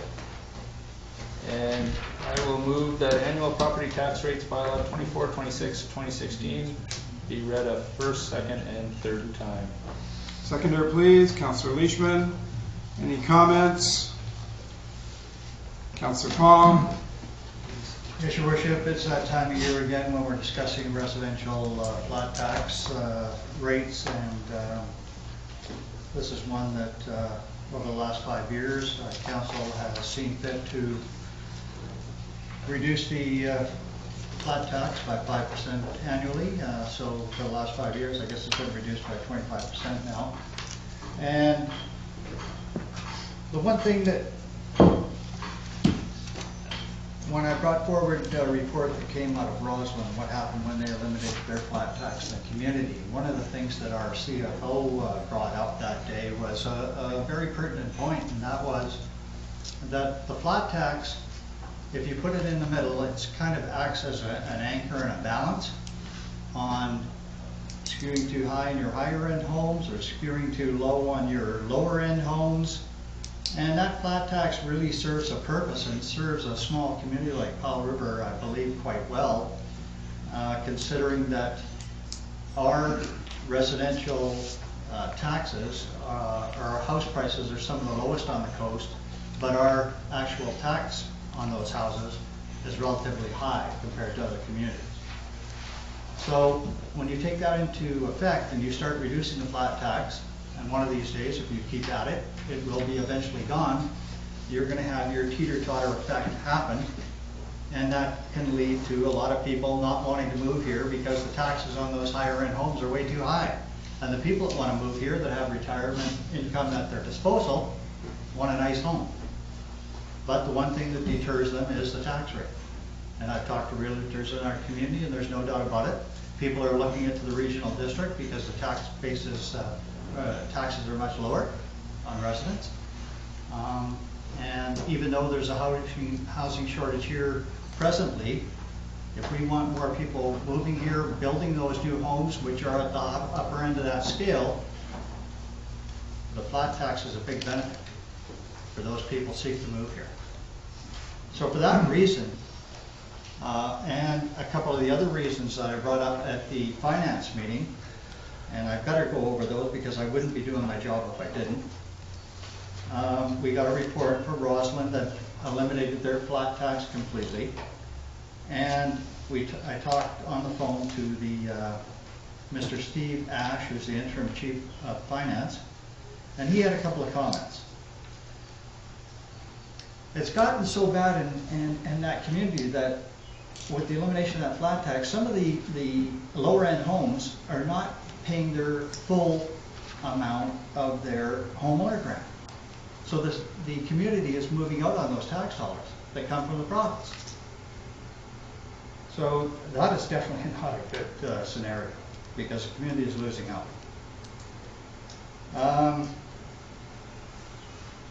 Also, when you take into effect that teeter-totter effect at the lower end, those people are paying very low taxes for a great abundance of services they get provided by your city. And it's called costing taxpayers money. It's got to come from somewhere. So you should be paying for your fair share of those services. One of the other issues is when you come up with a major expense, when you have to replace place our trunk main to our water, and our water system, which will cost to the tune of over $4 million. And we just recently put a grant in. We were refused the first time. If that grant is turned down, we have to turn to our taxpayers. In Roslyn, they have a $7 million bill to pay to replace their waterworks, and they're already some of the highest taxes in the province. And you're looking at a 10% increase in their taxes annually as a result of the infrastructure that they are required to replace, and we will soon be facing the same scenarios here. So his words of wisdom was, you should be repaying your flat tax as long as you possibly can. I happen to agree with that scenario. So for that reason, I will be speaking against the motion to reduce another 5% on the flat tax. And I have no problems with the other numbers in the financial figures on tax rates, but I will be voting against simply because of the flat tax issue. I believe it should be maintained where it currently is, which will serve our community much better down the road and give us the flexibility that we need to deal with our many infrastructure needs. Thank you, Your Worship. Thank you.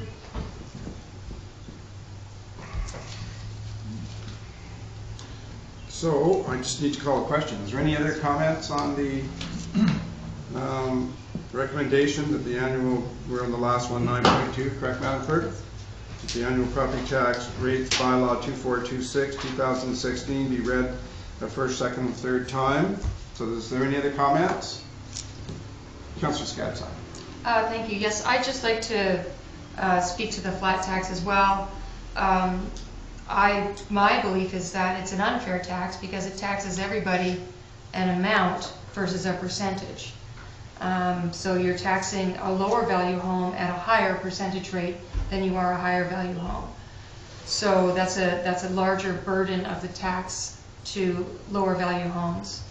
So there's a reason why flat taxes are not allowed in this province, because they're a regressive tax, and that's the reason. And it's not legally allowable in British Columbia to enact a flat tax because of that. If you happen to have it grandfathered, you can keep it, but that's only because you've already got it. So I think it's a regressive tax, and I disagree with it. So I support reducing the flat tax. Thank you. Your Worship, I just have to respond and just say that our current situation in Powell River is not illegal. That's always been here. It's not illegal. It's illegal to enact clause. it. Yeah, it's illegal to enact it today, which is why Rossland can't do it. They can't bring it back even though they would like to. Yes, you're correct. Yes. Alrighty, any other comments? I'll make a comment. I agree, whether regressive or not, I just, on a practical point of view, given the situation in Powell River that we have, and the fact that we do have a very high rate of tax, and if you know, we were looking at a sheet here today that shows where we are in conjunction with other communities, we are very high. And I'm just not into pushing more and more of our, helping push more and more homes into the regional district, and that's what we're doing. So I just go on common sense in this regard, where I agree that, given most situations, that what Councillor Scatson is saying is regressive, but I know here in Powell River, we've got a major problem, and around the taxation, we've heard from our realtors and such that the tax levels are pushing people into the regional district, where there's basically very, very little tax, unless you're on the waterfront. And then the folks there do pay a pretty significant tax. But I'm going to vote in favor because I felt that this council did a good job. That there was a new councillor regime come in. They were very strong. This was something they felt very strong about. Trying to eliminate it. They negotiated with council. We used democracy. There was some of us that were, were very strong one way, some strong the other way. They listened to the public. They had, I think, their first public meeting, which was pretty hairy for them. I even had to step in and protect them because I felt so bad with some of the people getting mad at them. but, you know, we came to an agreement amongst ourselves, and they gave in, you know. I'd hate to see it continue, because I know it's not good for Powell River. I can tell you, it is not good for Powell River. It is not good for trying to get new homes built here and attracting people here.